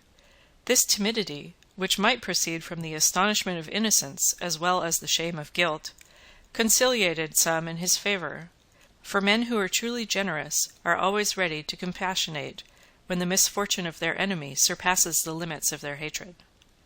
The president put it to the vote, and it was decided that the investigation should take place. The count was asked what time he required to prepare his defence. Morcerf's courage had revived when he found himself alive after this horrible blow. "My lords," he answered, "it is not by time I could repel the attack made on me by enemies unknown to me, and doubtless hidden in obscurity. It is immediately, and by a thunderbolt, that I must repel the flash of lightning which for a moment startled me. Oh, that I could, instead of taking up this defence, shed my last drop of blood to prove to my noble colleagues that I am their equal in worth." These words made a favourable impression on behalf of the accused. "I demand, then, that the examination shall take place as soon as possible, and I will furnish the House with all necessary information." "What day do you fix?" asked the president. "Today I am at your service," replied the count. The president rang the bell. "Does the House approve that the examination should take place today?" "Yes," was the unanimous answer. A committee of 12 members was chosen to examine the proofs brought forward by Morcerf. The investigation would begin at 8 o'clock that evening in the committee room, and if postponement were necessary, the proceedings would be resumed each evening at that same hour. Morcerf asked leave to retire.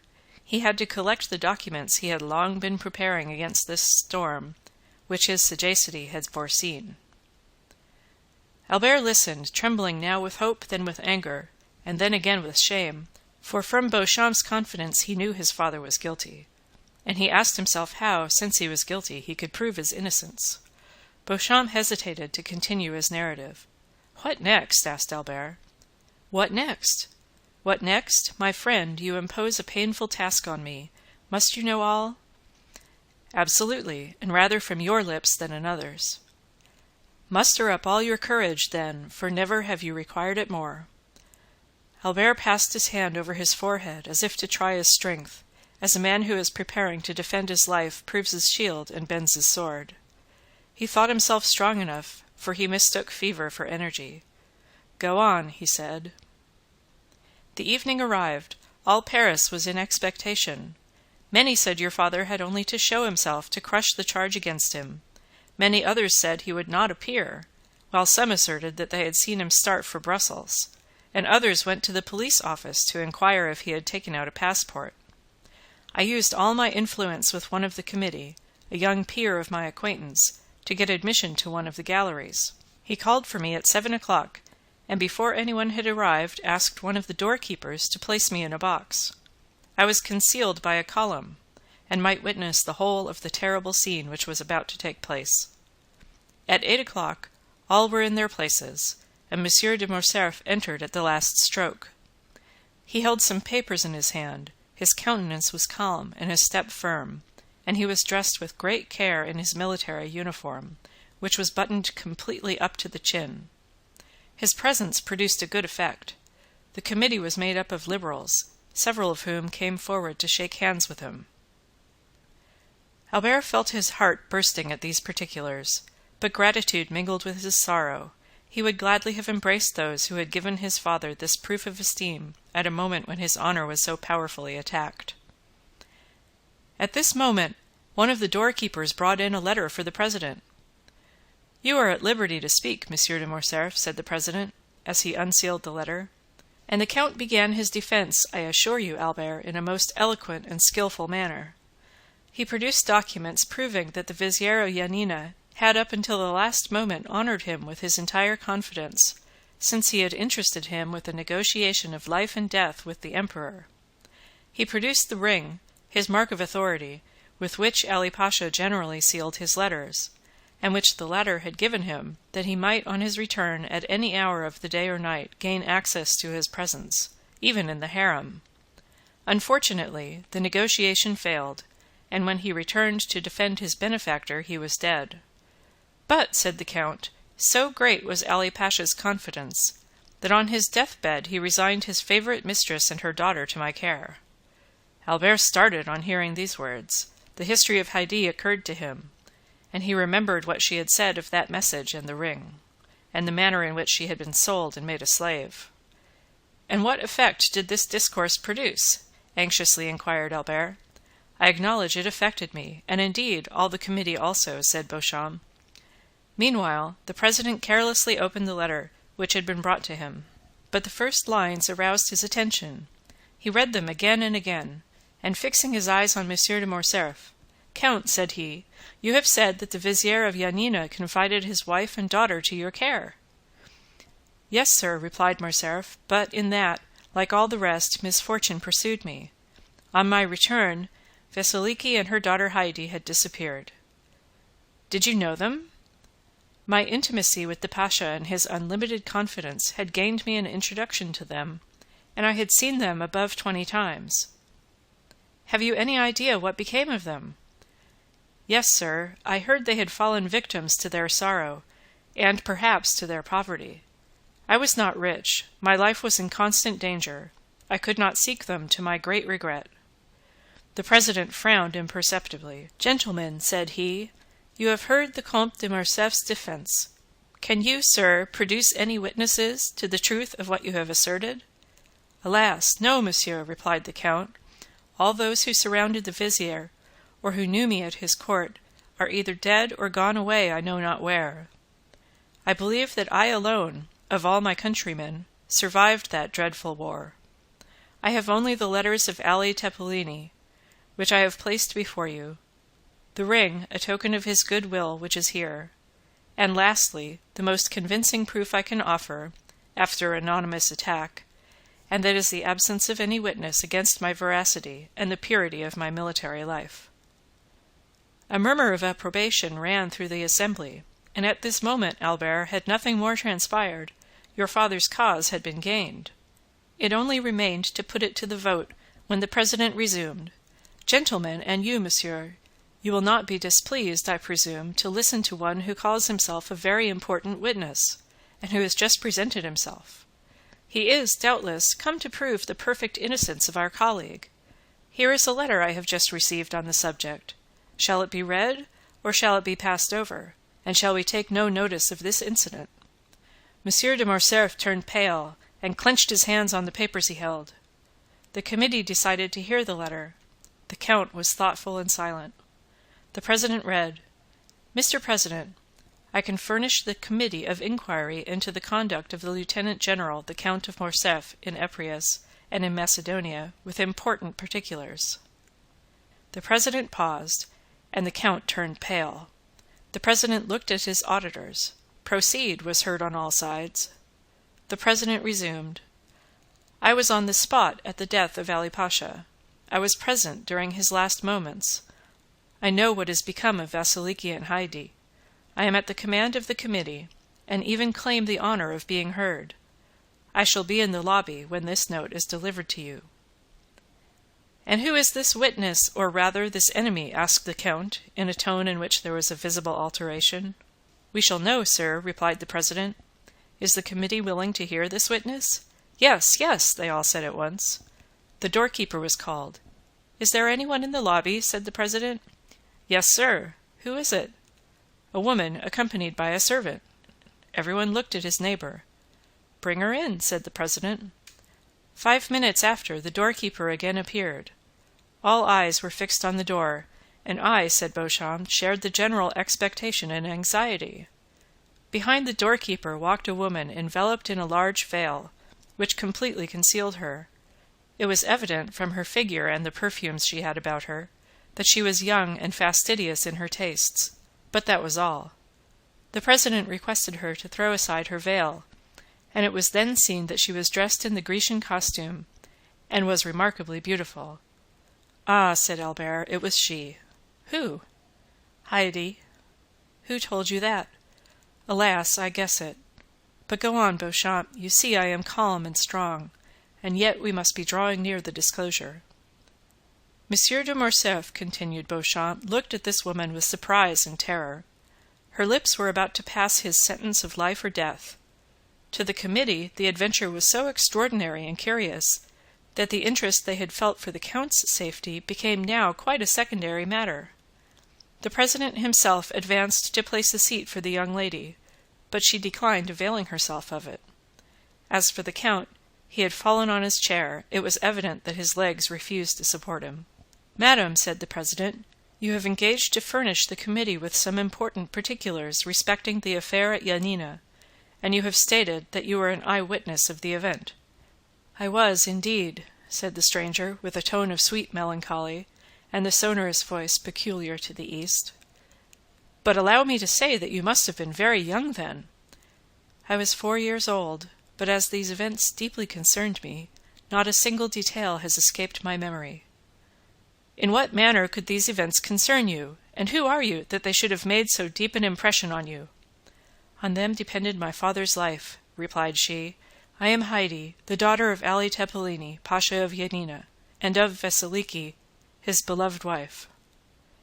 The blush of mingled pride and modesty which suddenly suffused the cheeks of the young woman, the brilliancy of her eye, and her highly important communication, produced an indescribable effect on the assembly.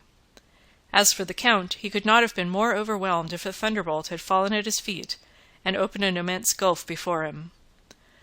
"Madam," replied the president, bowing with profound respect, "allow me to ask one question. It shall be the last. Can you prove the authenticity of what you have now stated?" "I can, sir," said Heidi, drawing from under her veil a satin satchel highly perfumed, "for here is the register of my birth, signed by my father and his principal officers, and that of my baptism, my father having consented to me being brought up in my mother's faith. This latter has been sealed by the Grand Primate of Macedonia and Epirus. And lastly, and perhaps most important, the record of the sale of my person and that of my mother to the Armenian merchant Alcobir, by the French officer, who, in his infamous bargain with the Porte, had reserved as his part of the booty the wife and daughter of his benefactor, whom he sold for the sum of 400,000 francs. A greenish pallor spread over the Count's cheeks, and his eyes became bloodshot at these terrible imputations, which were listened to by the assembly with ominous silence. Heidi, still calm, but with a calmness more dreadful than the anger of another would have been, handed to the president the record of her sale, written in Arabic. It had been supposed some of the papers might be in the Arabian, Romaic, or Turkish language, and the interpreter of the house was in attendance. One of the noble peers, who was familiar with the Arabic language, having studied it during the famous Egyptian campaign, followed with his eye as the translator read aloud, "I, Alcobir, a slave merchant and purveyor of the harem of His Highness, acknowledge having received for transmission to the sublime Emperor from the French lord the Count of Monte Cristo an emerald valued at 800,000 francs, as the ransom of a young Christian slave of 11 years of age, named Heidi, the acknowledged daughter of the late Lord Ali Tepelini, Pasha of Yanina, and of Vasiliki his favourite, she having been sold to me 7 years previously with her mother, who had died on arriving at Constantinople, by a French colonel in the service of the Vizier Ali Tepelini, named Fernand Mondego.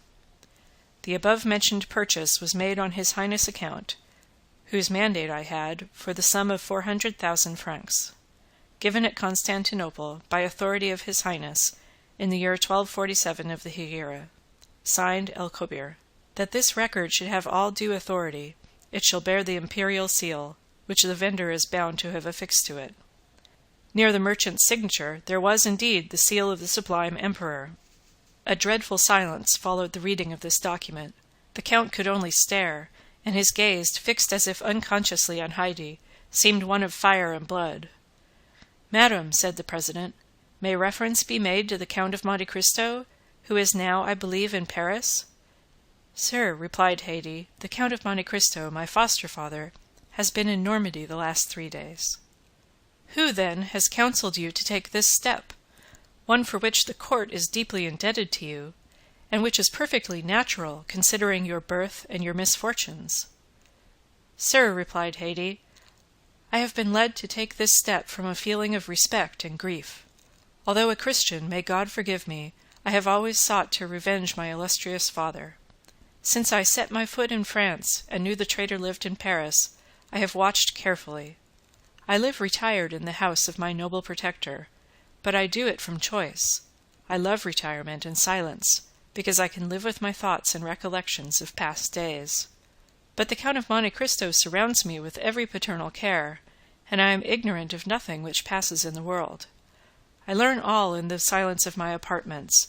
For instance, I see all the newspapers, every periodical, as well as every new piece of music, and by thus watching the course of the life of others, I learned what had transpired this morning in the House of Peers, and what was to take place this evening. Then I wrote." "Then," remarked the president, "the Count of Monte Cristo knows nothing of your present proceedings."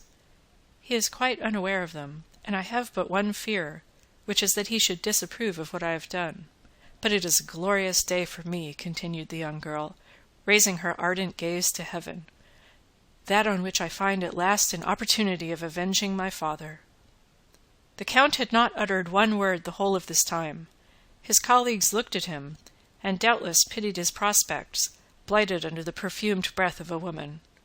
His misery was depicted in sinister lines on his countenance. "Monsieur de Morcerf," said the president, "do you recognize this lady as the daughter of Ali Tepelini, Pasha of Yanina?" "No," said Morcerf, attempting to rise. "It is a base plot contrived by my enemies." Haydée, whose eyes had been fixed on the door, as if expecting someone, turned hastily, and seeing the count standing, shrieked, "You do not know me?" said she. "Well, fortunately I recognize you. You are Fernand Mondego, the French officer who led the troops of my noble father. It is you who surrendered the castle of Yanina. It is you who, sent by him to Constantinople to treat with the emperor for the life or death of your benefactor, brought back a false mandate granting full pardon. It is you who, with that mandate, obtained the pasha's ring, which gave you authority over Selim, the firekeeper. It is you who stabbed Selim. It is you who sold us, my mother and me, to the merchant, El Kobir. Assassin, assassin, assassin, you have still on your brow your master's blood. Look, gentlemen all." These words had been pronounced with such enthusiasm and evident truth that every eye was fixed on the count's forehead, and he himself passed his hand across it, as if he felt Ali's blood still lingering there. "You positively recognize Monsieur de Morcerf as the officer, Fernand Mondego?" "Indeed I do," cried Haydée. "Oh, my mother, it was you who said you were free. You had a beloved father. You were destined to be almost a queen. Look well at that man. It is he who raised your father's head on the point of a spear. It is he who sold us. It is he who forsook us. Look well at his right hand, on which he has a large wound. If you forget his features, you would know him by that hand, into which fell one by one the gold pieces of the merchant El Kobir. I know him. Ah, let him say now if he does not recognize me." Each word fell like a dagger on Morcerf, and deprived him of a portion of his energy. As she uttered the last, he hid his mutilated hand hastily in his bosom, and fell back on his seat overwhelmed by wretchedness and despair. This scene completely changed the opinion of the assembly respecting the accused count. "Count of Morcerf," said the president, "do not allow yourself to be cast down. Answer. The justice of the court is supreme and impartial as that of God. It will not suffer you to be trampled on by your enemies without giving you an opportunity of defending yourself. Shall further inquiries be made? Shall 2 members of the house be sent to Yanina? Speak." Morcerf did not reply. Then all of the members looked at each other with terror. They knew the count's energetic and violent temper. It must be, indeed, a dreadful blow which would deprive him of courage to defend himself. They expected that his stupefied silence would be followed by a fiery outburst. "Well," asked the president, "what is your decision?" "I have no reply to make," said the count in a low tone. "Has the daughter of Ali Tepelini spoken the truth?" said the president. "Is she then the terrible witness to whose charge you dare not plead not guilty? Have you really committed the crimes of which you are accused?" The count looked around him with an expression which might have softened tigers, but which could not disarm his judges. Then he raised his eyes toward the ceiling, but withdrew them immediately, as if he feared the roof would open and reveal to his distressed view that second tribunal called Heaven, and that other judge named God. Then, with a hasty movement, he tore open his coat, which seemed to stifle him, and flew from the room like a madman. His footstep was heard one moment in the corridor, then the rattling of his carriage wheels as he was driven rapidly away. "Gentlemen," said the president, when silence was restored, "is the Count of Morcerf convicted of felony, treason, and conduct unbecoming a member of this house?" "Yes," replied all the members of the committee of inquiry, with a unanimous voice. Heidi had remained until the close of the meeting. She heard the count's sentence pronounced without betraying an expression of joy or pity. Then, drawing her veil over her face, she bowed majestically to the councillors, and left with that dignified step which Virgil attributes to his goddesses. End of chapter 86.